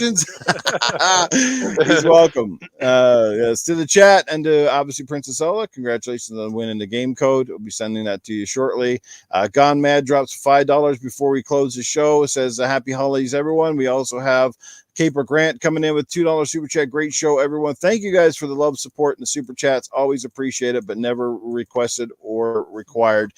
Great time. But anyway, to everybody, take care of yourselves. Have a great day. Play lots of games, and make sure you go check out Grim Dawn. It definitely deserves definitely deserves to be checked out and played. Like I said, if you like those kind of games, if you're a fan of Diablo, I think you're definitely going to love this one. It looks fantastic. And again, Josh, thank you so much for being here. Thank you for having me. I had a good time. I'm about to purchase now. Yeah, go play some Grim Dawn. All right, guys. Take care, everybody. Bye. Later.